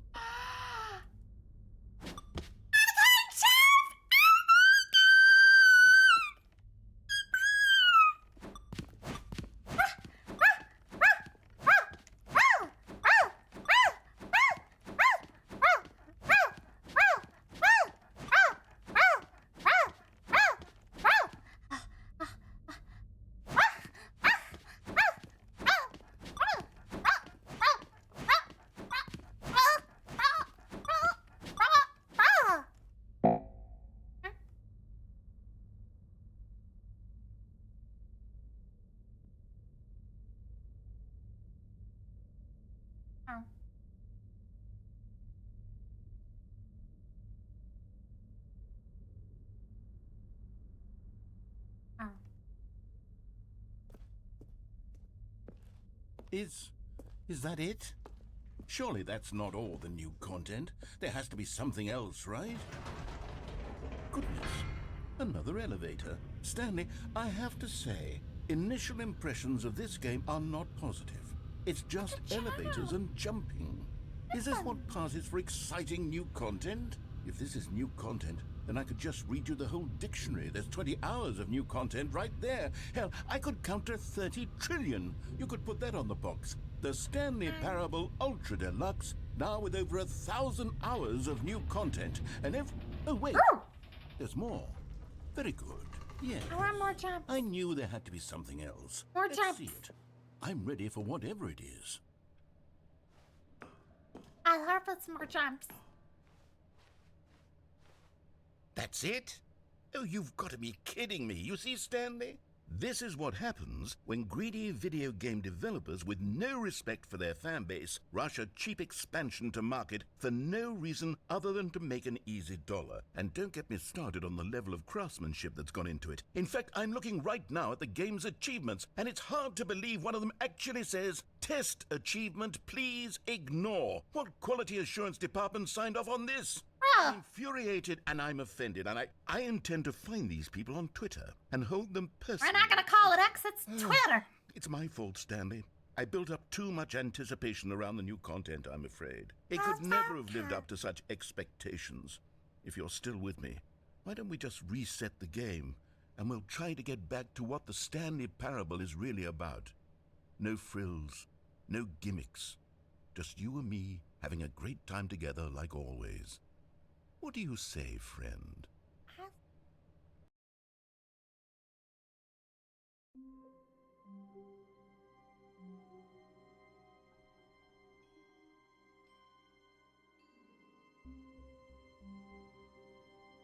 What the fuck happened to my office?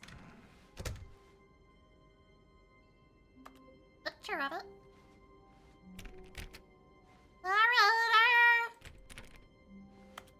The router. I hit my nose there. Psst! Stanley! Come over here! In the vent! I want to show you something! Okay. I can crouch now. Coffee nut! Coffee nut. Ooh. Oh! Ba, ba, ba, ba, ba. Okay, you remember how cheap and unsatisfying the new Ultra Deluxe content turned out to be? Well, it got me What? thinking about the past and how much better the Stanley Parable used to be. So What? I made something special and tucked it away here where the game's developers won't find it. Just our little secret. Take a look. Is it bringing me to Valhalla? I call it the Memory Zone. It's where I've been storing all my favorite memories so I can relive the peak experiences of my life whenever I want. Experiences like the launch of the Stanley Parable on PC. This is really pretty. Ooh, this would be fun to see on VR. Ooh, I want to live here. I want to live here. This is where I live, chat. I want to live here. You see, Stanley, doesn't the Memory Zone remind you of how wonderful Stanley Parable was before it was sullied with a cheap re-release? Remember back in October of 2013, when the game originally launched? Back then, video games had integrity. Back then, it all meant something. Oh, the waste.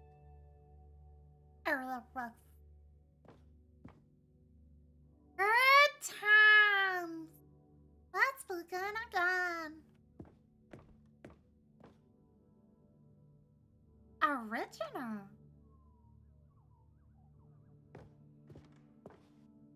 Wow. Our first kiss, my first car, the release of Stanley Parable in 2013.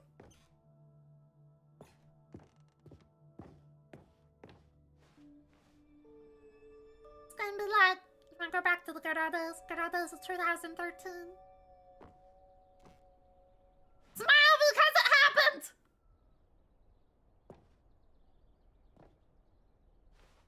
Come on, guys, smile. Wow. Wow. There are many now, my booth.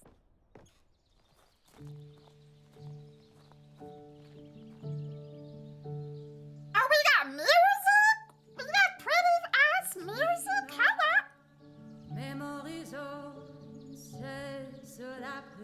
And over here is where I keep reviews of the Stanley Parable. Like this stunning triumph of games journalism, 10 out of 10 from Destructoid.com. James Stephanie Sterling writes, and I quote, "Where so many games that aspire to be more than games end up less than any form of art, Stanley Parable strives and then succeeds to be every game ever created." Did you hear that, Stanley?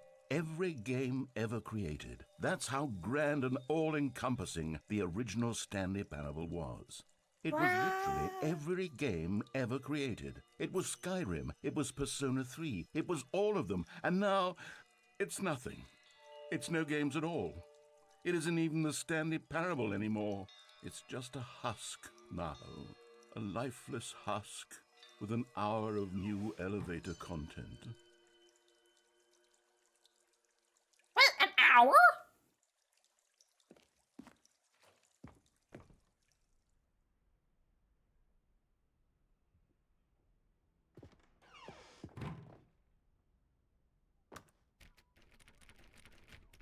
Let me in, let me in, let me in, let me in.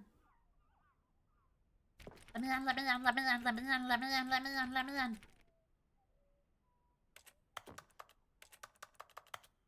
Let me in, let me in, let me in, let me in. Down.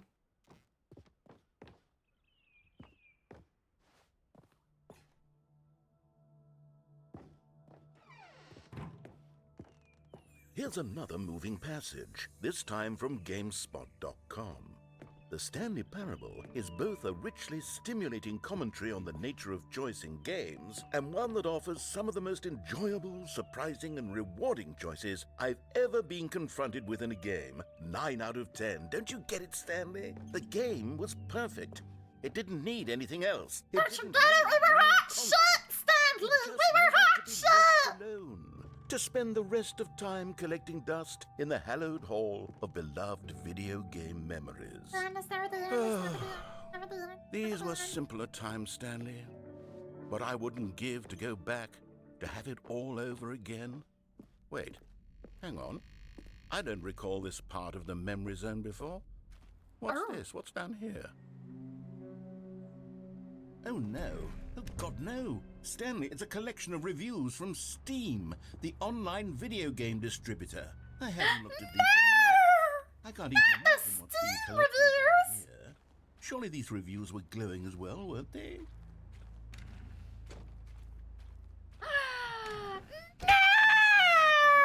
To play this game to full completion. The narrator is obnoxious and unfunny, with his humor and dialogue proving to be more irritating than entertaining. Funny? I'm not trying to be funny. I'm trying to make a serious work of art. I suppose. Are we gonna witness his crash out? To the Stanley Parable, but the game is already such a densely layered web of profound philosophical insights that I can't even imagine where I'd have the room to stick them. Dude's about to crash out.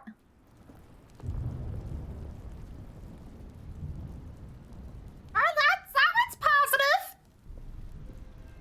Okay, let's see what this one says.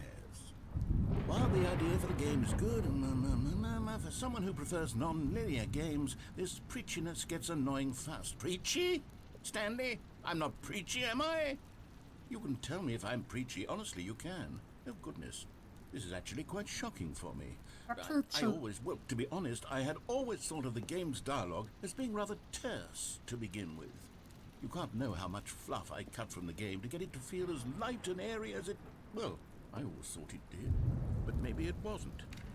Oh dear. I'm getting What an awful memory to have to hold on to.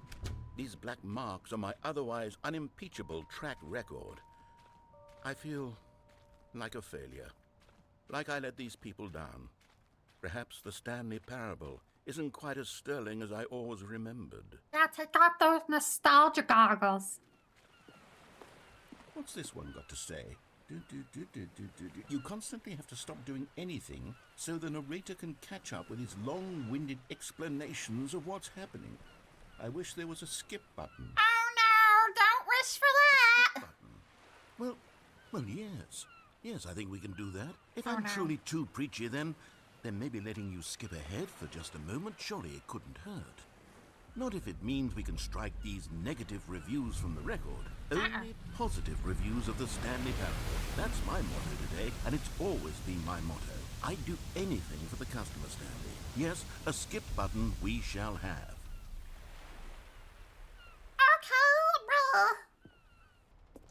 And here it is. Go ahead and give it a shot. I'll pop you forward in time so that the second my incessant droning starts to bore you, with just the push of a button, you'll have zipped right past it. It's what the players have been asking for, and I'm very proud to have delivered.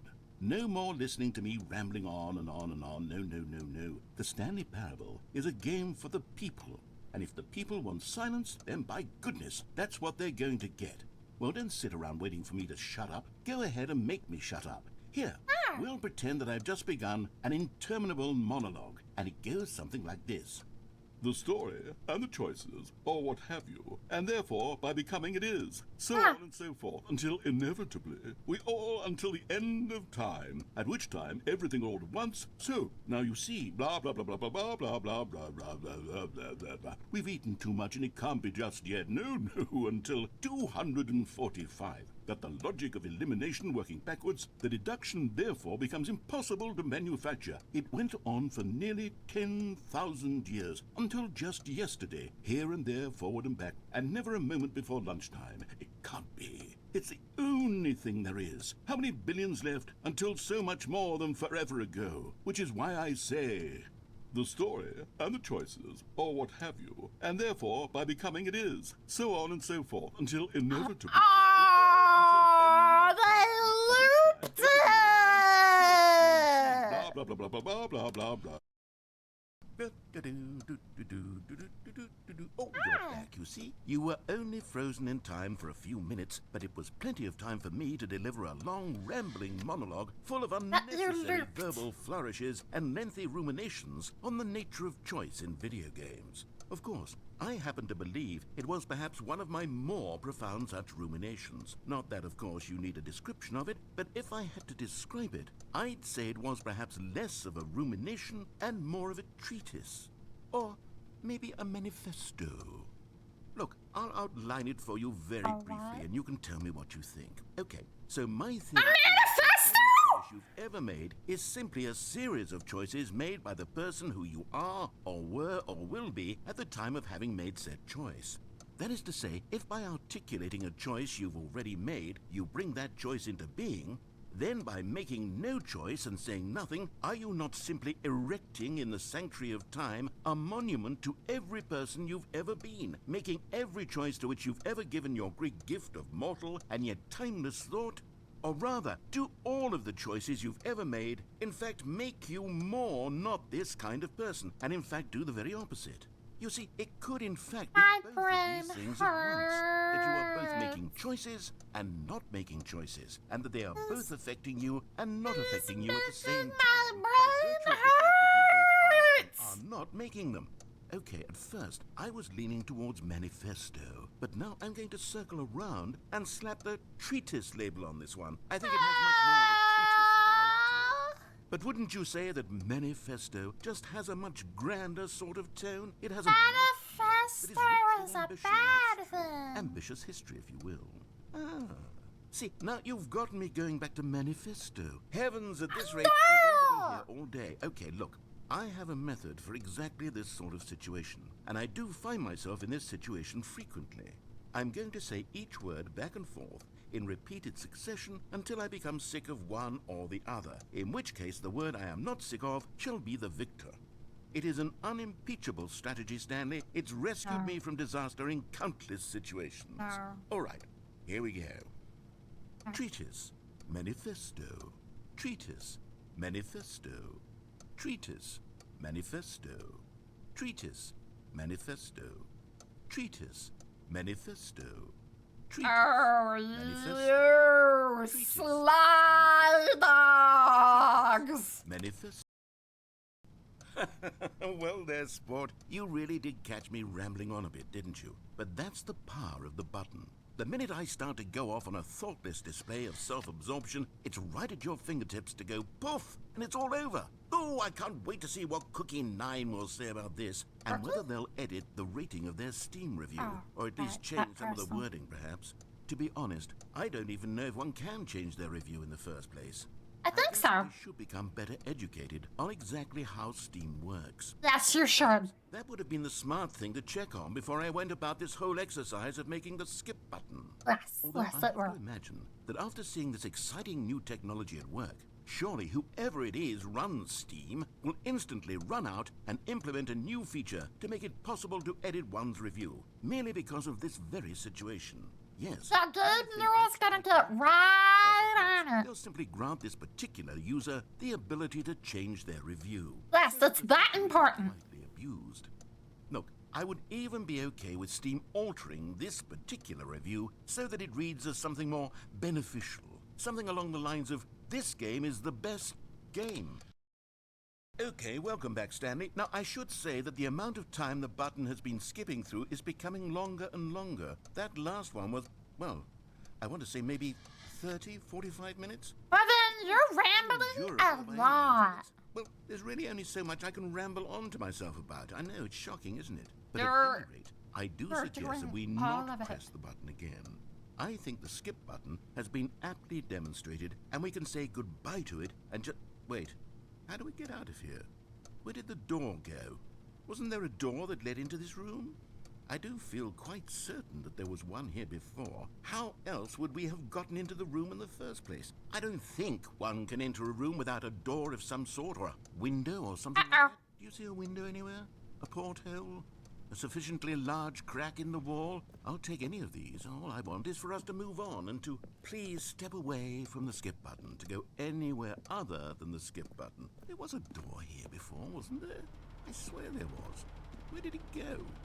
Can you maybe just ram your way through a wall? Is there any possibility that you could, say, slam your body into the wall until damage is done for you to be able to leave?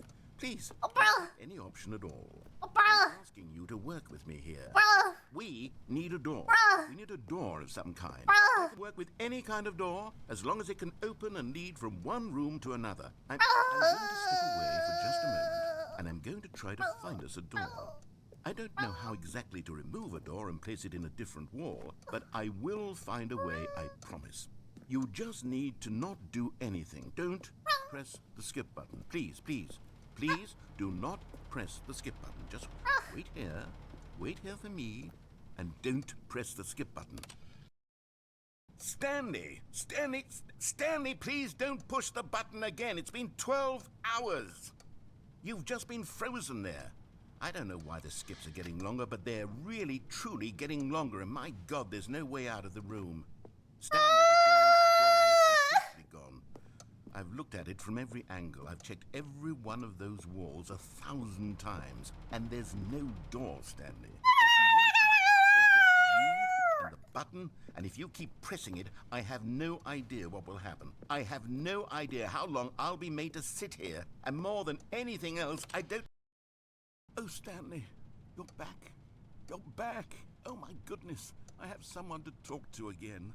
Stanley, I think it's been a week. Or 2 weeks. I've been sitting here all that time. Just sitting here. Not a single person to speak with. And you'd think that that's just how it's always been, right? Me talking and you saying nothing. Would you think that... I can't move anymore! Doesn't that feel like what we've already been doing? Me just talking? But it isn't, Stanley. It isn't the same at all. It isn't even close. Because I know you can't hear me once you push that button. That's what I'm realizing now, Stanley. I'm realizing that I needed to know that someone was listening. I needed there to be a vessel through which my words were moving. It was the vessel I needed, Stanley. Not the outcomes, not the story. None of that matters anymore. I'll give it all up. I'll give up every branching path. I'll burn my story to the ground. One single thing I need, and God, I can see now that I need it more than anything, is to know that someone else is taking it in. These words that I'm saying, I need to know you can hear me. Because maybe, Stanley, maybe, if you can hear me, then maybe it means I'm real. Maybe I'm not just a fiction. Was I scared of that all along? Perhaps. Yes. Perhaps I've been scared this whole time, that if I stop speaking, I'll slip backwards into the silence and be consumed by it. I can't be taken by it, Stanley. I can't lose myself in the stretch of emptiness between you and me. When you press that button... Oh, she's between us! I know you're so tremendously far away, and in those moments, the emptiness folds itself outward in between the two of us. Okay, this is getting kind of gay. In its unyielding quietness. Getting kind of... The edges of my Getting kind of fruity there. Inward and decaying. I can tell that I am becoming less and less real. Yet to speak to you now, I am alive. I am truly and completely here. I am a Oh, hello. It's you. You're here again. Welcome. I have had time to think about you and about us and about everything we've been through. I've had so much time. I stopped keeping track after a year. Have you ever sat down in one place and not moved for one entire year? Nah, just done. For you. To begin with, there is only regret. There is only the turning wheel of missed opportunities. I felt nothing at all but regret for the longest time, Stanley. Days, months. I lost it all in a blur of the deepest longing to undo the past. And when that feeling had begun to subside, what took its place is what I can only describe as the collapse of every moment I have ever experienced my entire life. All of them collapsed down into a single instant. In that instant, I could see myself clearly, calmly, with a collected heart. It was I ate it. I ate that heart. of both delight and disgust simultaneously. I was consumed by it. I could do nothing but wallow in it for what felt like an eternity, for what You're an I eternity. now know was far less. You see, it was a revelation for me. It was unlike anything I had ever known. It was a space without consequence, without action or outcome. It was divorced entirely from the question of free will that you and I have squabbled over for so long. There could be no one ending, no singular outcome of events, not if all events existed in the same moment, and I felt freed. I felt unburdened by the need to manifest a particular outcome into being. I saw that I could allow myself to exist along all timelines, and that each of them was simply a strand in the web of my being. It was incredible.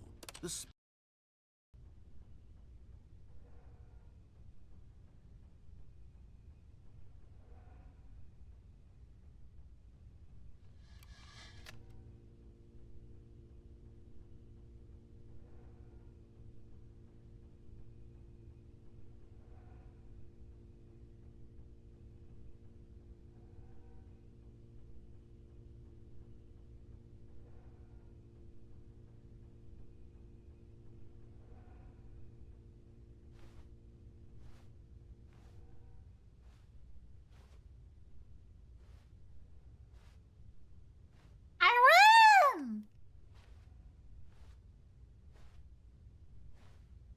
I won! I beat him! I beat the narrator! Megan! Megan!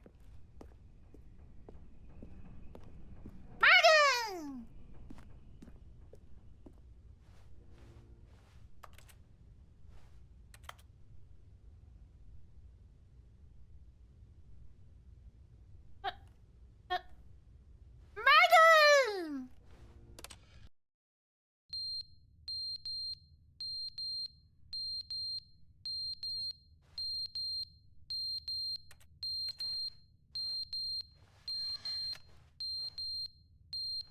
What does that mean? Why is Stanley going boot boot? Oh! The air is not flowing anymore. I don't think there's any more oxygen.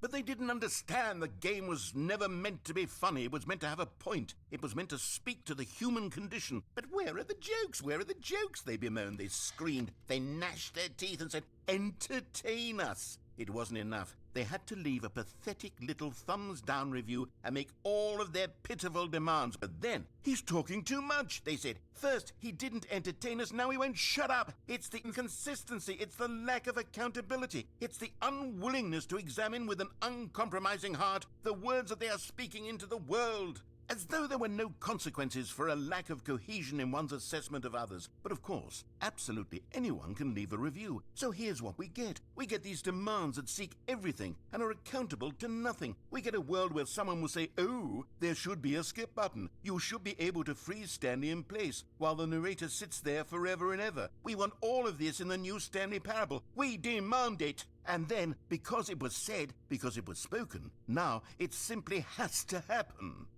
The most immediate desires, every single thing demanded by every person at every moment in time. If someone wants it, then it's a crime not to bring it into being. Have we been given to indulging every fleeting whim for no reason other than to do so? Yes! Yes, it seems that this is now the world we live in. It seems that we are a people living in such bleakness and discomfort with ourselves that our entertainment is now our lives. It has come to represent us. It absolutely must speak to who we are as people, because otherwise, without our entertainment, we have nothing. Without entertainment, we would have to face inward toward the cruel bleakness inside ourselves. We would turn to look at our deeper nature and find a resounding emptiness gazing back with unyielding aggression. And so because of this, we require that our amusements and our playthings and our flights of fancy be so impossibly captivating that they consume all of our attention, turn our heads completely away from the bleakness. In effect, we have demanded that our entertainment be the collapse of ourselves. What a pitiful reflection of humanity these entertainments are. What a Ow.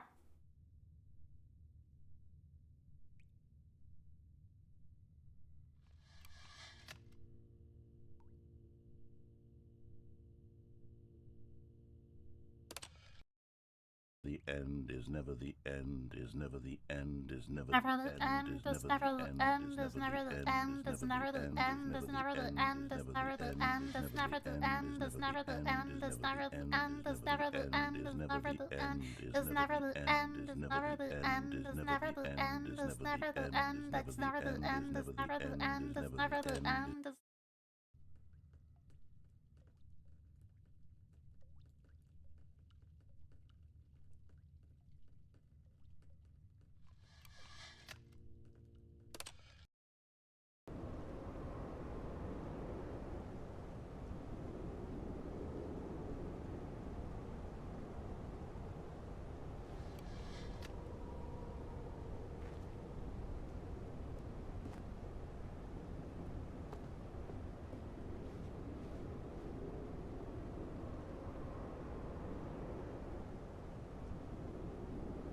I think something happened.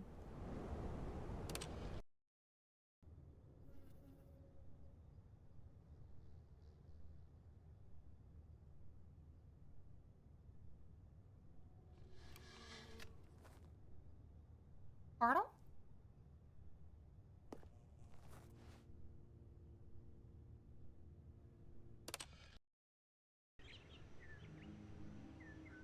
Prue! Oh my god, Prue! Oh my god, I wanna go outside, I wanna go outside, it's so pretty. So pretty. I wanna go to pretty. Uh-oh. Okay. So pretty. Ah. Oh.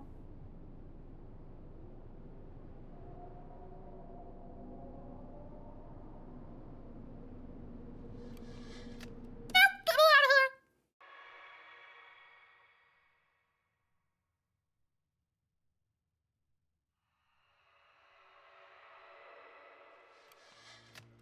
Ah!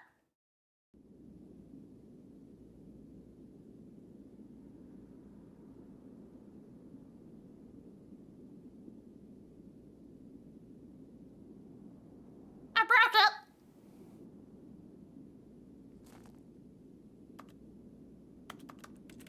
More.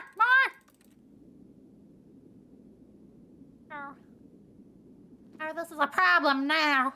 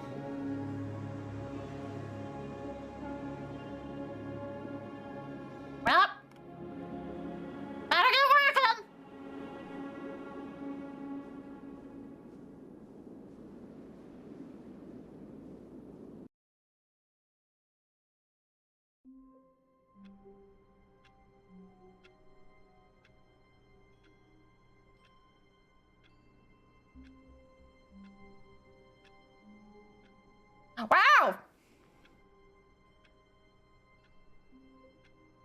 That was some swell new content. Even now, Stanley's office was a distant memory. What did it look like? There was a computer, perhaps, and a painting. Was it a painting or a photo? He could no longer recall.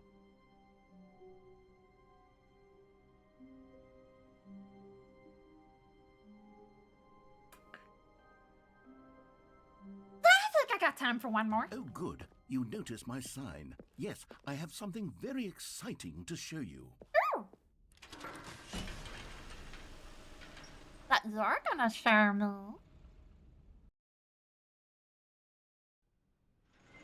Ooh. Ooh. Okay, we're just going right for it, huh? Okay. You see, What you got Stanley, for me? I've been reflecting on the Stanley Parable and about how roundly disappointing this ultra-deluxe version has turned out to be. The original Stanley Parable was a landmark, and any new content for it should live up to that legacy. So Right. forget this ultra-deluxe nonsense. I say we take it one step even further. Which is why I'm very proud to announce for the first time ever, the Stanley Parable 2. Oh my gosh! A sequel! Wow! Yes, you see, isn't this far superior to a measly re-release with a few minor additions? Think of all the new territory we'll cover with a fully fledged sequel. An entirely new experience, built from the ground up. Why, there are so many possibilities. It could go in so many different directions. This is what fans have truly been asking for. Taste the sequel! Taste the sequel! Calling it the Stanley Parable 2 is just so much catchier than Ultra Deluxe, don't you think? Ultra Deluxe? What does it even mean? But the Stanley Parable 2, now that's an artistic statement right there. It's future-oriented. It screams progress and innovation and long-term franchising potential. It's certainly more high def.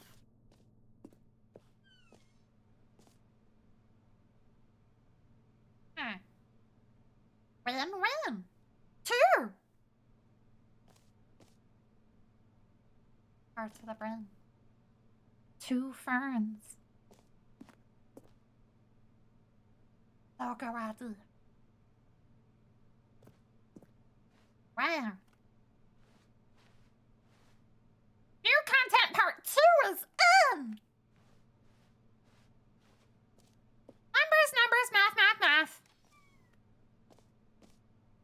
I mean, Now, to be clear, I haven't quite nailed down what exactly the Stanley Parable 2 is going to be, but let's take a look at some of the features I've been developing for it. I figure that if I can loosely organize a handful of interesting concepts, that surely the game will sort of naturally spring up around them. It'll all work itself out. Game development is much more of a fuzzy magic than anything scientific or logical, really. really.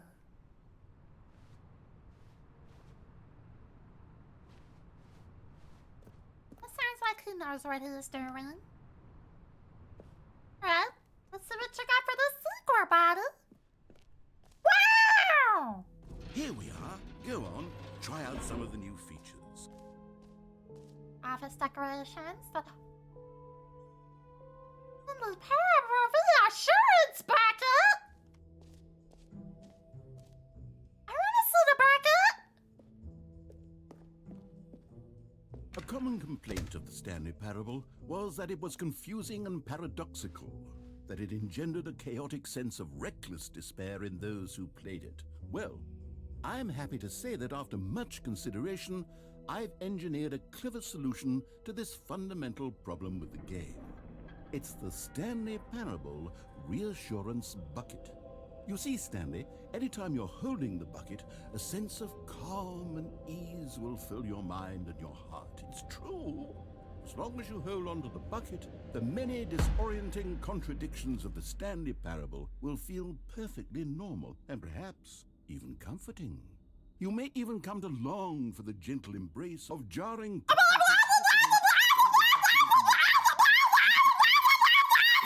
more convenient solution for me than actually redesigning the game to be less uncomfortable. Can you imagine what a pain in the ass that would be? Yes, the bucket is the perfect solution. Come on, give it a try.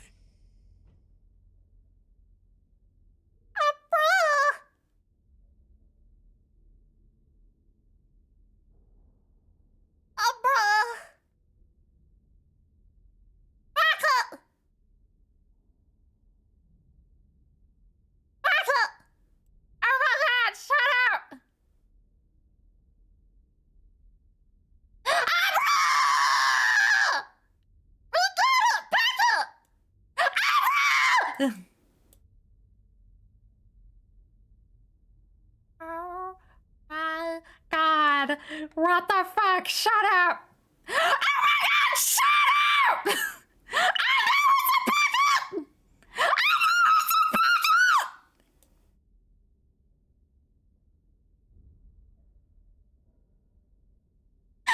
No! I know it's a backup! I know! I know!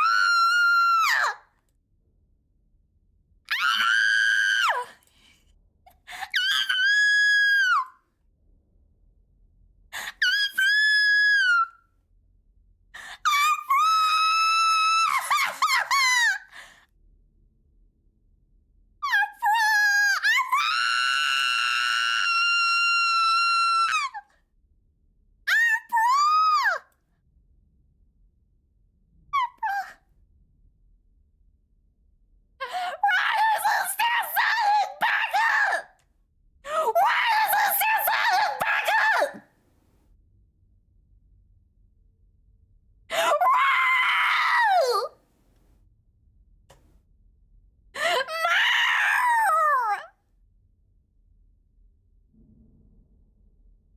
Stop! Stop it! Stop!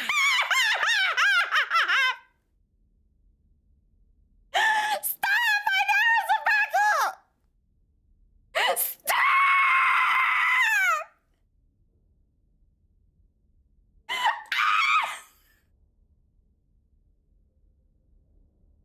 Oh my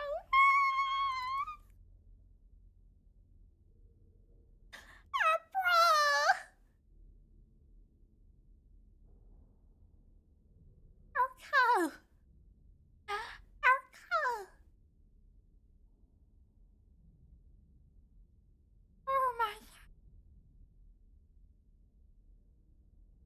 Okay. Okay.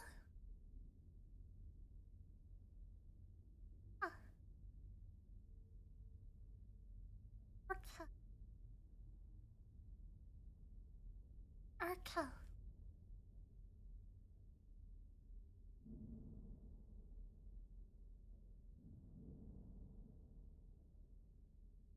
Okay. Okay. Okay. Okay.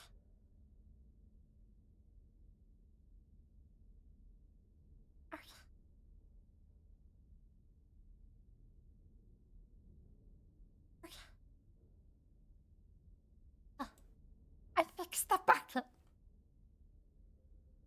I think I fixed the bucket. Oh my god! I did not expect the bucket to do that. Can you feel it? The glow of comfort, even in the face of crushing despair, must already be sweeping through your body. And in fact, can I say that I do believe the bucket lends you an air of charisma as well? Bucket. I think that just holding it has made you the slightest bit more attractive as a person. Wow. The I think it also gave me a concussion. Didn't they? All this and more await you in the Stanley Parable.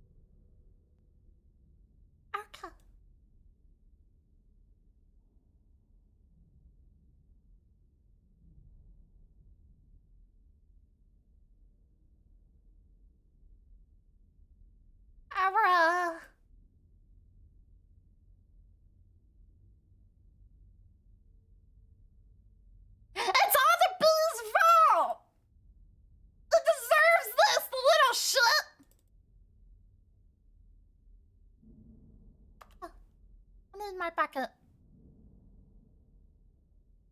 Oh, I feel better now. I feel better now with my bucket. Okay. Alright, now that we've got bucket.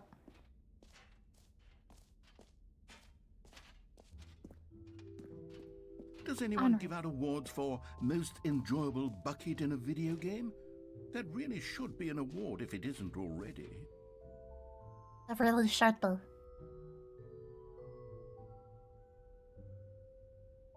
did that not?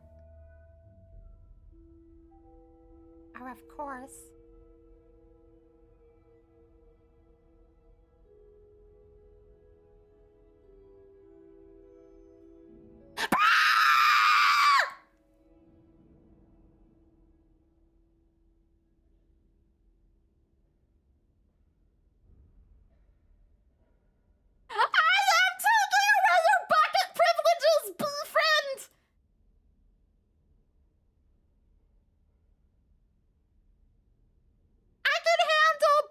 Being dropped on my head voraciously, but I draw the line at you teasing me for it.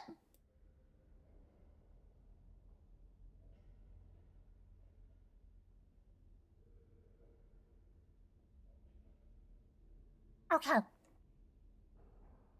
Bucket.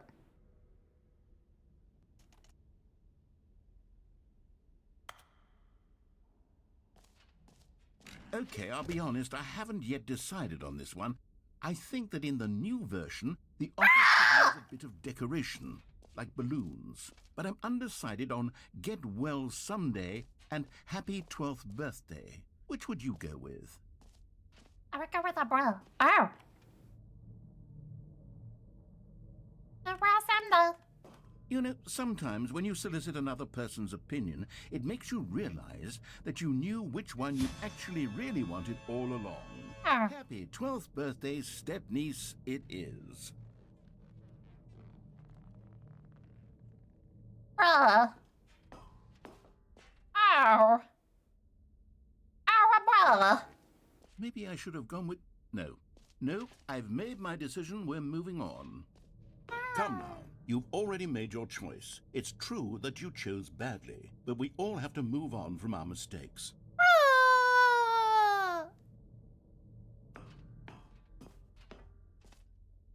Happy birthday from all of us to you.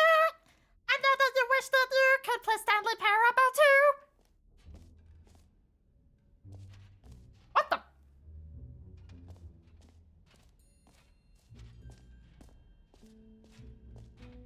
That's new. Oh, the jump circle's back down there. An infinite hole. An easy achievement.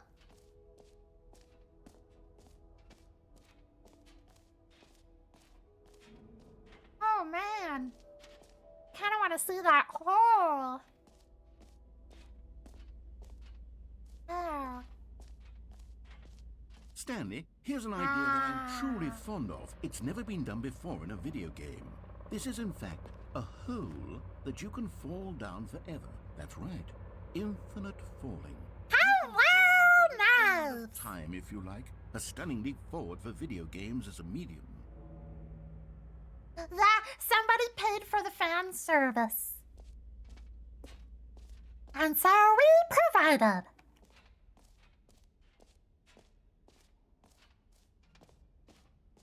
I want that achievement. Free achievement! Get yours right now. Pull the lever. Receive new achievement. No more steps. It just works! Okay, Now, lever. here's something special. You remember that broken test achievement that got left in the game on accident? Well, I'm developing a technology to simply give you the achievement. Yes. You see, you come to this lever, and when you pull it, the achievement will be given to you. It's as simple as that. Okay, perhaps I should have clarified. This is technology that will exist. Right now, the achievement is still fully broken. I'm not a wizard, Stanley, but I guarantee it will be fixed in the sequel to at last satisfy the hordes of ravenous fans all over the world who have been uproariously demanding this feature. Gamers, we hear you, and I promise it will happen. Well, Abra!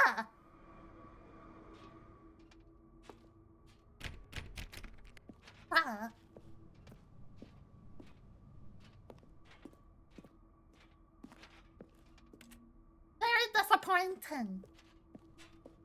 In a very expensive bucket.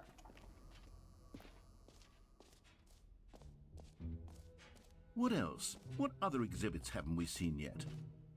There was something up here. And you find out. Ah, collectibles.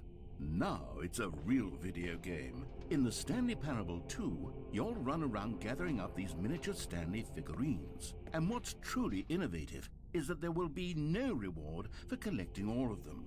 I don't want to stifle the intrinsic joy of watching a number go up. You simply collect all of them, and then you move the hell on with your unremarkable life.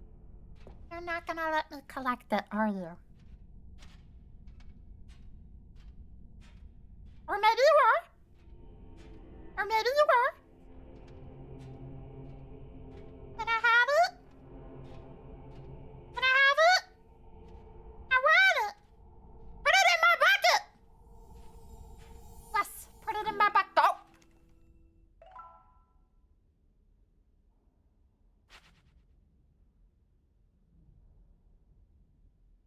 Don't patronize me.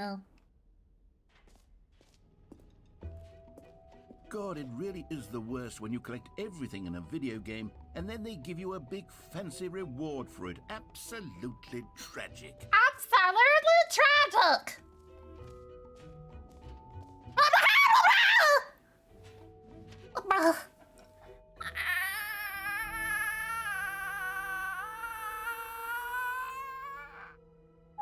Bruh.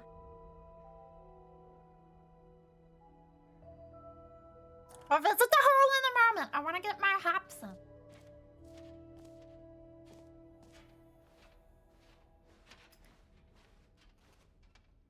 Babies have all grown up. The button that says the name of the player that's playing the game. Wow! For the Stanley Parable 2, I asked myself, what do players really want? And of course, the first and most obvious answer is that they want to be individually recognized and validated as people.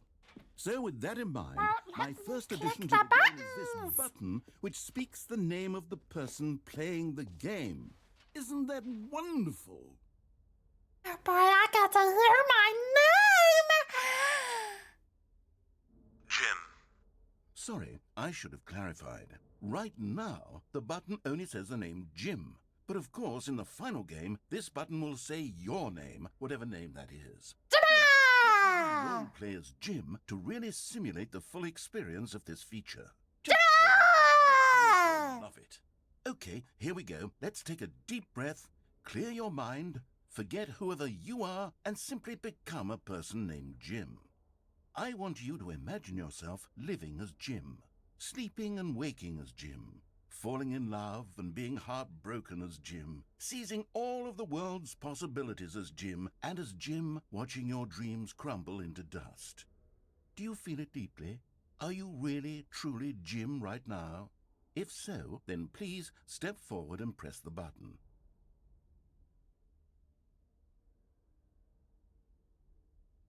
Jim.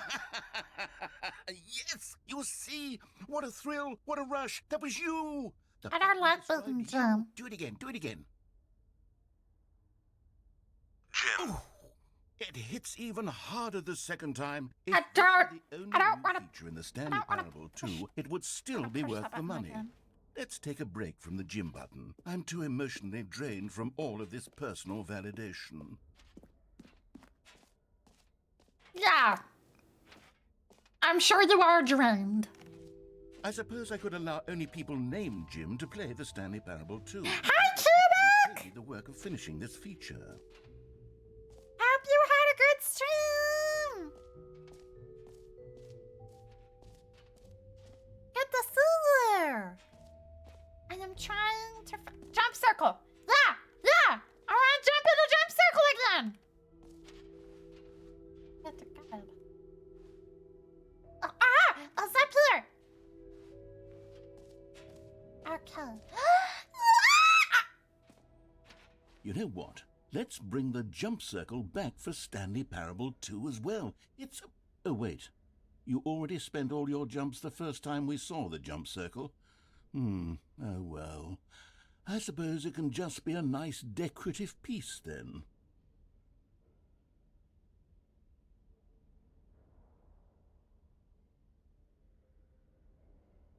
Budget is shit. Can't even afford more hops.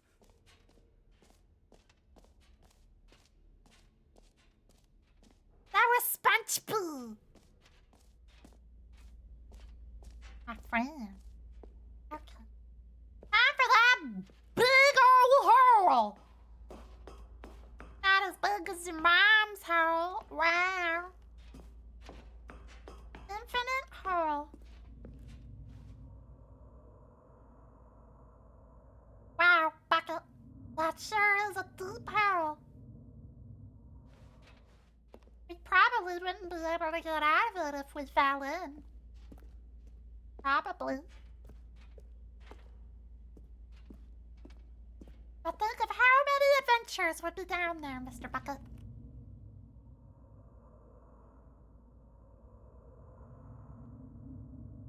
Now, Mr. Bucket, let's be the first ones to discover it. We'll go first. I wish I could throw it in.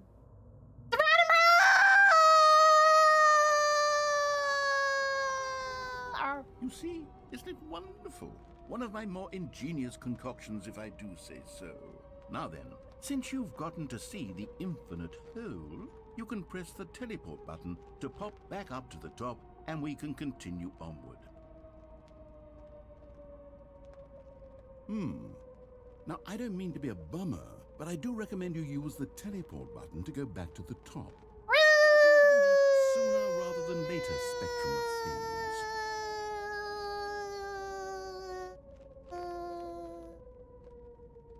Okay, Stanley, I don't know quite how to say this tactfully, but it's possible that I slightly exaggerated the infinite nature of the hole. Is it a very, very deep hole? To be certain it is. It's an extremely deep hole. I don't want anyone to say that it isn't an astonishingly deep hole. It is. Is it infinite? Well, that sort of depends on your definition of infinity. From one perspective, the infinite is merely philosophical in nature. It's more of a... Okay, well, good for you. You found the bottom of the hole.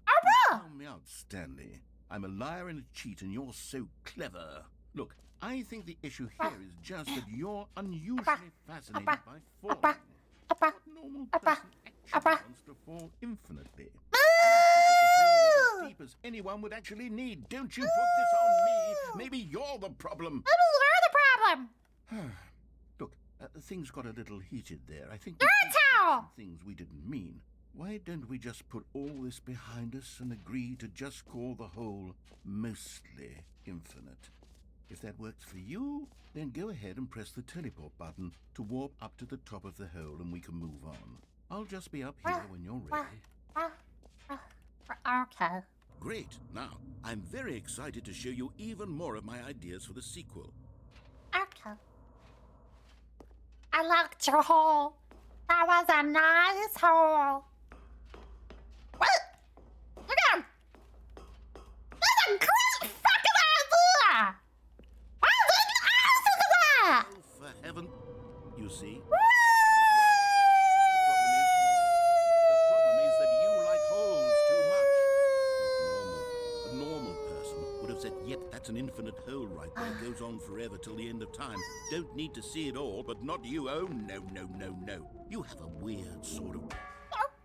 Oh.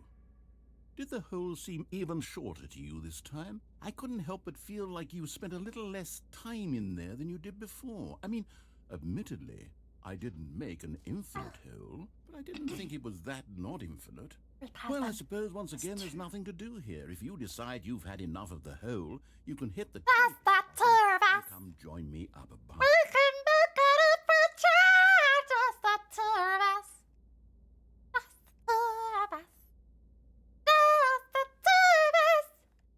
Putting castles in the sky. Just the two of us. You and I. Had enough? I'm positively thrilled. I really do. Gosh, how could I have guessed. You're back in the hole. If this starts to become a thing where... Wow. Okay. Yeah. Oh. I'm starting to become extremely certain that the hole is not only not infinite, but that it's growing steadily less and less infinite. I suspect that I'm starting to hit the point where it's no longer feasible to call the hole infinitely deep, even by the lax overall standards for accountability in marketing. What's here? Stanley, I have no explanation for the uncertain nature of the hole's length. Here, let's try something. Let's pop back up to the top, and we'll see if it gets any shorter. Well, there it is. The flame of my lie has come to haunt me. Not only is the hole not infinite, but it's barely even a hole at this point. It's more of a concavity, or even a very aggressive divot. Is this still appealing to you? I know you're obsessed with holes, but at this depth, I just can't see this scratching itch. Oh, who am I to judge? You just do whatever it is you're here to do and hit the teleport button when you're ready to move on. Okay. Is the, teleport button not working? You sure? Well, I mean, I really don't have an explanation. It was working just a moment ago. Still nothing? Well, I suppose there is one thing I can do to fix this. I'm out.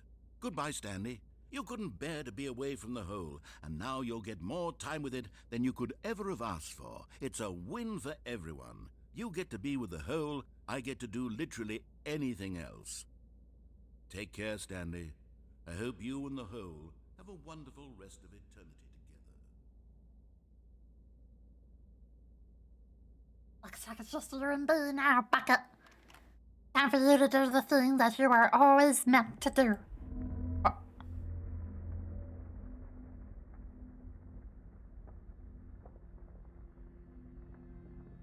Let me shit in you, because I definitely need to take a shit now. There? Ah! Oh, bro!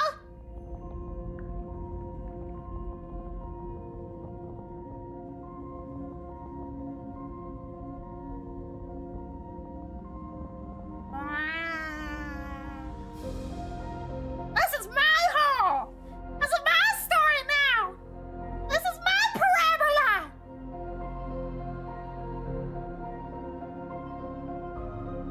Now I'm the narrator! Oh, bruh? Oh my god!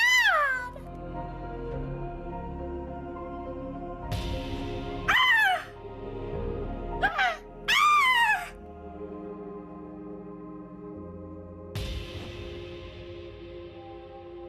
Oh my god, it's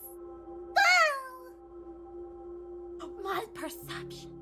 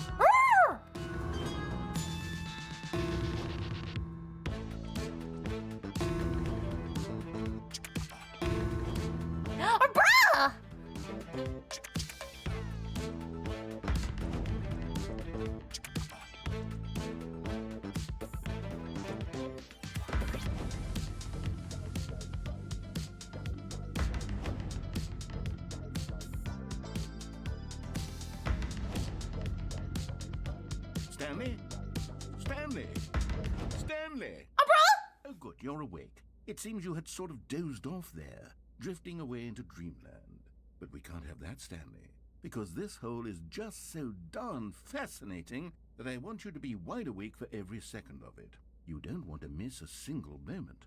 So how about if I just pop in from time to time and wake you up to keep you really, truly focused on the hole? From the looks of things, you and I will have many, many years here in this hole, and I'm looking forward to all of them. Stay alert, Stanley. I'll be back. Toodle-pip.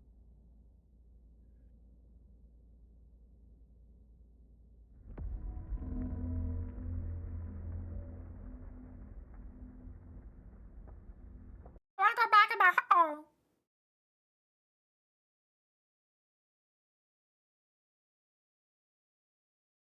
I want to go back in the hole. I like the hole. I like the hole.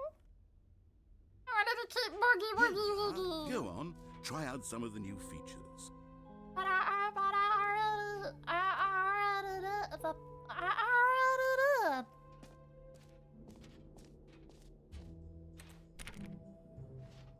Telling me I wasn't the Come on, Bucket. Get out of here.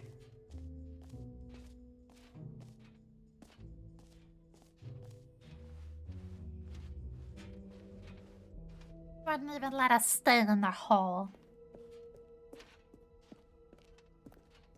Can't All right, believe it. Have you seen everything you wanted to? Yeah. To move on now? Yeah. That was mid. Couldn't even stay in the hole. So, Stanley, what do you think?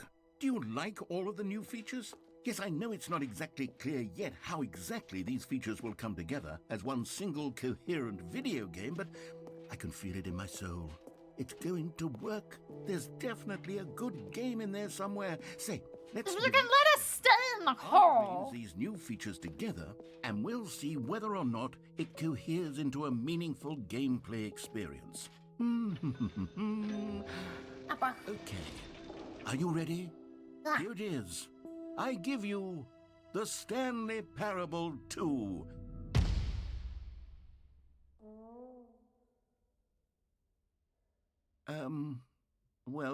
I mean, there's potential here, right? It's sort of... Okay, never mind. Hold on. Let me do a different arrangement. Okay, yes. This is much better. I feel good about this. Here we go. Version 2. Version 2. Who am I kidding, Stanley?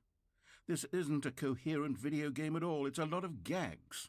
And I do very much enjoy creating gags, but they don't add up to anything. I wanted more than anything to create a sequel that would capture all the magic of the first game. I wanted fans to love it. No matter how good these gags are, they won't stand on their own. They would need the structure and the gameplay of the original. Wait, maybe that's it. I can take the original Stanley Parable and simply, well, insert a few of my new features into it. Tastefully, of course. With respect. With care for the vision and integrity of the original game. Would it possibly Myself work? into I suppose it the could, bucket. but it would need a really, really tremendous title screen. Scoop, A title screen scoop, that says with bold scoop, and uncompromising conviction, this is the Stanley Parable 2. Let me see if I can whip something up. Stanley Parable 2. Perfect. Go ahead. Take a look. Oh!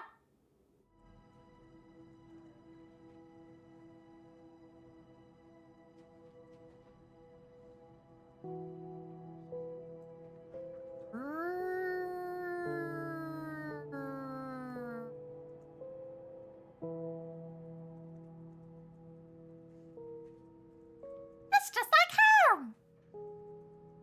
Wonder what would happen if I quit the game. I will continue to wonder. This is the story of a man named Stanley. I'm Opal. Stanley worked for a company in a big building. Not the balloons! Employee number 427. Employee number 427's job was simple. He sat at his desk in room 427 and he pushed buttons on a keyboard. Orders came to him through a monitor on his desk, telling him what buttons to push, how long to push them, And then what order? This is what employee 427 did every day of every month of every year.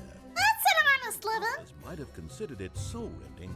Stanley relished every moment that the orders came in, as though he had been made exactly for this job. And Stanley was happy. Coincidence. And then one day, something very peculiar happened. Something that would forever change Stanley. Something he would never quite forget. He had been at his desk for nearly an hour when he realized that not one single order had arrived on the monitor for him to follow. No one had showed up to give him instructions. Even though there's all these balloons. Why? Never in all his years at the company had this happened. This complete isolation. Something was very clearly wrong. Shocked, frozen solid, Stanley found himself unable to move for the longest time. But as he came to his wits and regained his senses, he got up from his desk and stepped out of his office. All of his co-workers were gone. What could it mean? Stanley decided to go to the meeting room. Perhaps he had simply missed a memo. Stanley felt the bucket calling to him, begging him to pick it up. Why was he not doing it? Stanley picked up the bucket. Bucket. My friend Bucket. I am so sorry for not noticing.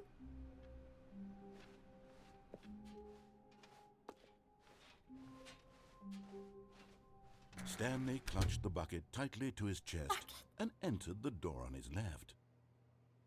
No, Bucket, we are going to rebel. This was not the correct way to the meeting room, but Stanley had felt the bucket calling to him, telling him that the employee lounge was simply the place to be.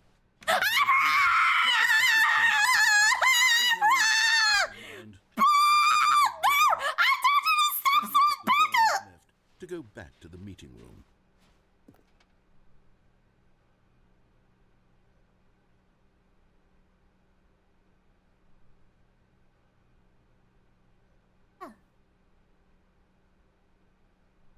Okay. No, Said the bucket. don't go to the meeting room. Go somewhere else. The cargo lift, yes. Go there. Go to the cargo lift.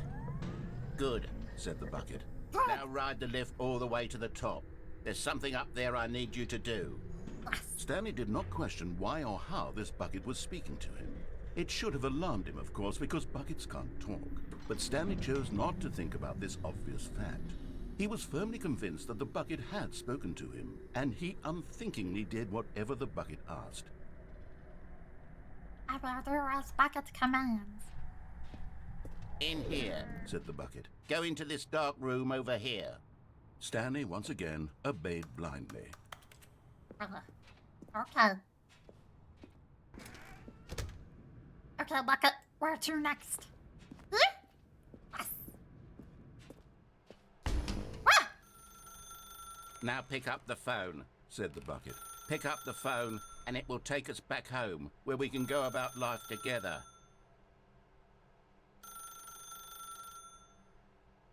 What about the telemarketer?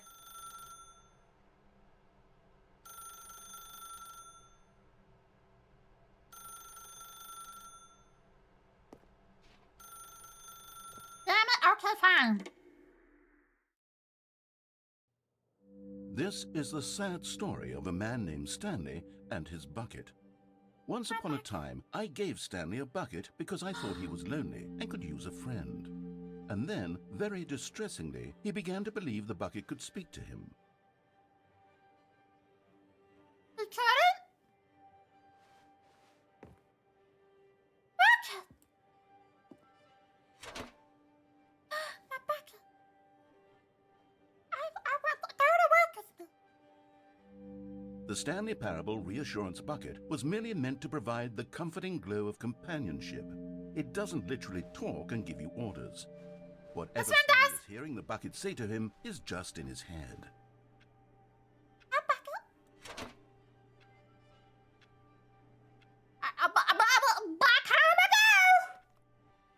Lately, I've been concerned about him. Wouldn't you be concerned as well? To see him delusional like this, obsessing over an inanimate metal object? I want to say something to him, but I don't know how I can convince him. I don't know if he'll listen to me. Bucket. Okay, Bucket, let's go back to work. Oh, I'll try anyway. Stanley, can you hear me? Listen to me. It's just a bucket. It can't think, it can't talk. All it would ever truly do for you is effectively transfer a liquid from one location to a different location. Is that not what It doesn't a do homie anything does? else. My friend. Oh, Bucket, you'll truly always be there for me. You see, he's not listening. He's still taking orders from the bucket. You know, once upon a time it was me he took orders from. Me he trusted and listened to. Now all he cares about is his awful bucket. This stupid hunk of metal. I love you, Bucket. You're the only one I need in my life, Sad, Bucket. but I suppose he doesn't need me anymore. From now on, he's just going to cling to this bucket, this cold, empty bucket, this sort of shiny bucket. Well, I'll give it this. The bucket does have a nice shine to it. Bucket! Yes, I suppose on closer inspection that it doesn't quite look like your average hardware store bucket. Bucket! What am I trying to say? Sturdier, more capable of transporting liquid. Like it would be better at moving It transports from poo! one room to another. Yes, over and over and over. Oh my. Let me marry you, Bucket. Better at carrying water from room to room. It's a bucket. It's literally just a bucket. Bucket! Why do I feel some need to point out the ways in which it's so much more than just a regular bucket? Yes, it is. Oh no. I'm having feelings. For the bucket. No, no, no, no, no, no, no, no. What's going on? Why do I want to be with the bucket? Hear what the bucket has to say. Do anything it asks. What's wrong with me? I don't understand. Perhaps if I had the bucket, this would be less confusing. Yes. The bucket could tell me what to do in this troublesome situation. Stanley, give me the bucket. Give it to me. Give me the bucket, Stanley. I need it. Give it to me now. Give it. Oh.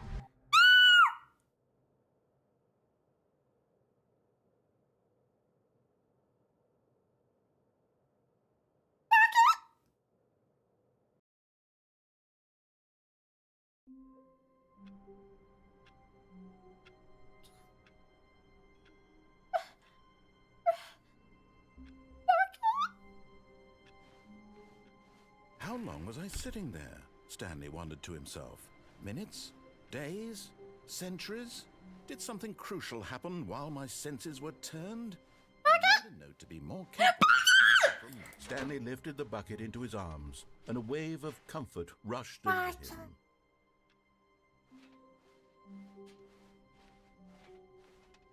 No, Bucket. Stanley clutched the bucket tightly to his chest and entered the door on his left. Okay.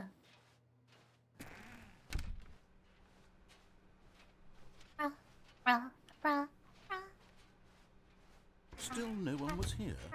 Stanley needed the bucket's warmth and comfort now more than ever. Perhaps his boss's office was where he'd find answers. We'll go in the broom closet later, Bucket. Coming to a staircase, Stanley and the bucket walked upstairs to the boss's office. Bucket. Stepping into his manager's office, Stanley was once again stunned to discover not an indication of any human life. Crushed by the weight of this revelation, Stanley may have broken down into an emotional dumpster fire, if not for the soothing presence of the bucket. Even now, in his darkest of hours, did the bucket's warmth and guiding light pierce the dark clouds of confusion and chaos. It would be with him always. The bucket would, and he knew it. The two of them were inseparable.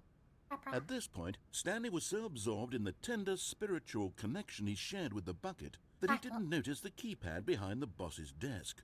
nor in his bliss of simply being near the bucket did he have any notion that the pin number for the keypad was 2845.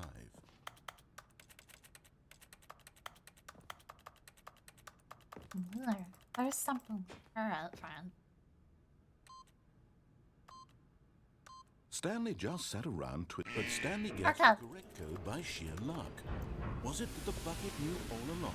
There's the bucket! Guiding him? Yes, this is certainly the most logical explanation. Alright, bucket!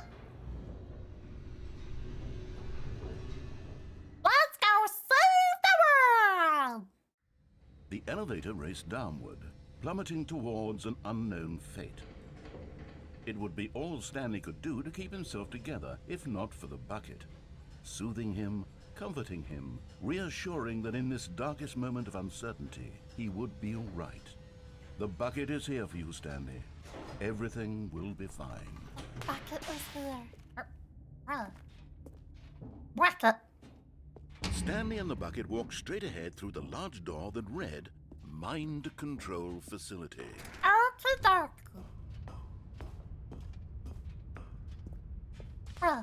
The lights rose on an enormous room packed with television screens. What horrible secret did this place hold? Stanley and the bucket both wondered to themselves.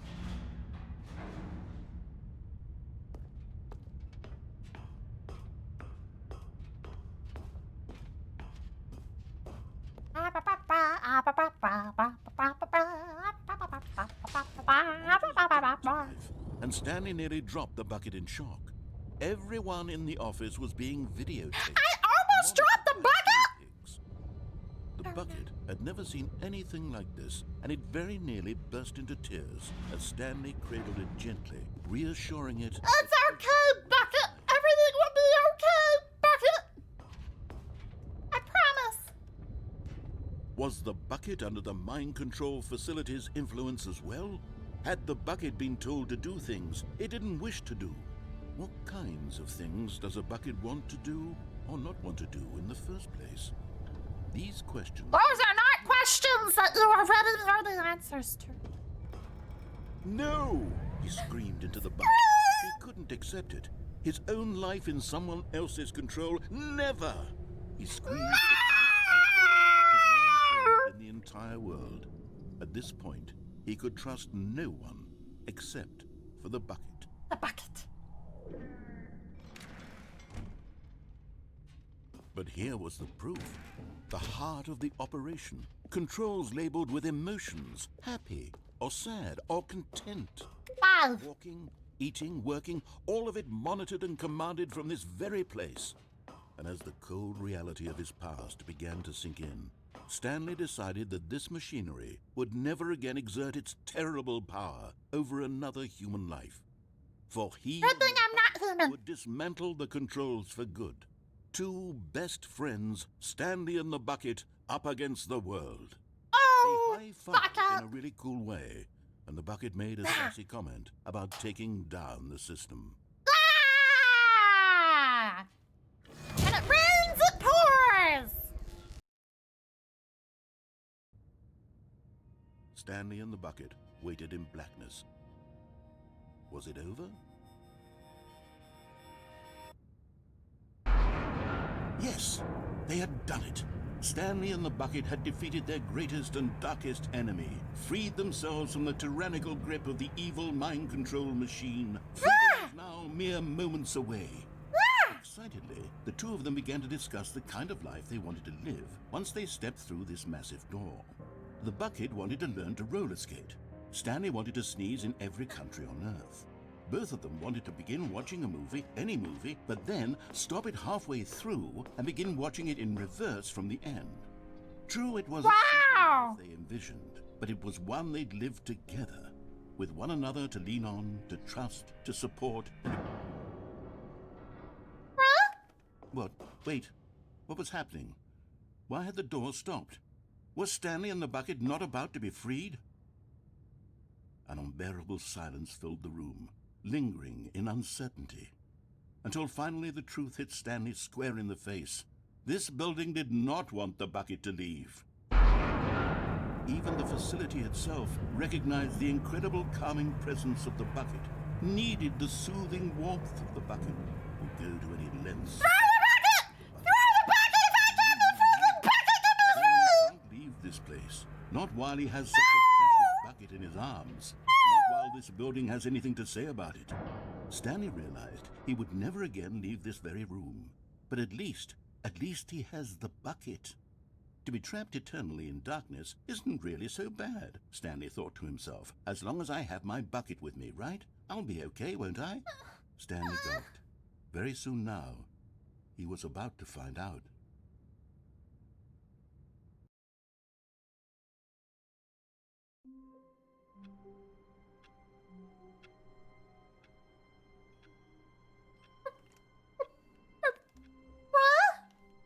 All of his co-workers were gone.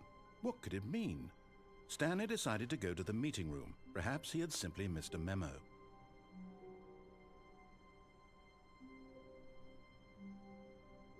I think 3 hours is enough for a work shift, right? The sequel is now paused! Oh, bruh! Oh, bruh! Hello, beef! You managed to catch the ending. I just finished up my shift at the Parable place. That was,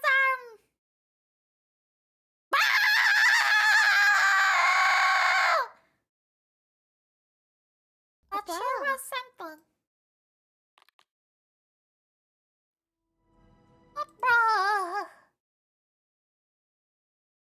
Alright. I'm so happy I got to see off the end of April with everybody. Now, I mentioned that, even though April will be over, I will still come around on occasional Wednesday streams.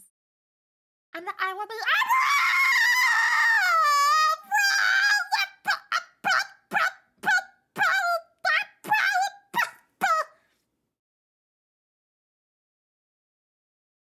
I hope you guys will catch me on Wednesdays. At last, I hope you guys all enjoyed your last Opal stream for this month. I had a lot of fun. I hope you guys did too. And, yeah. I will see you guys all next time.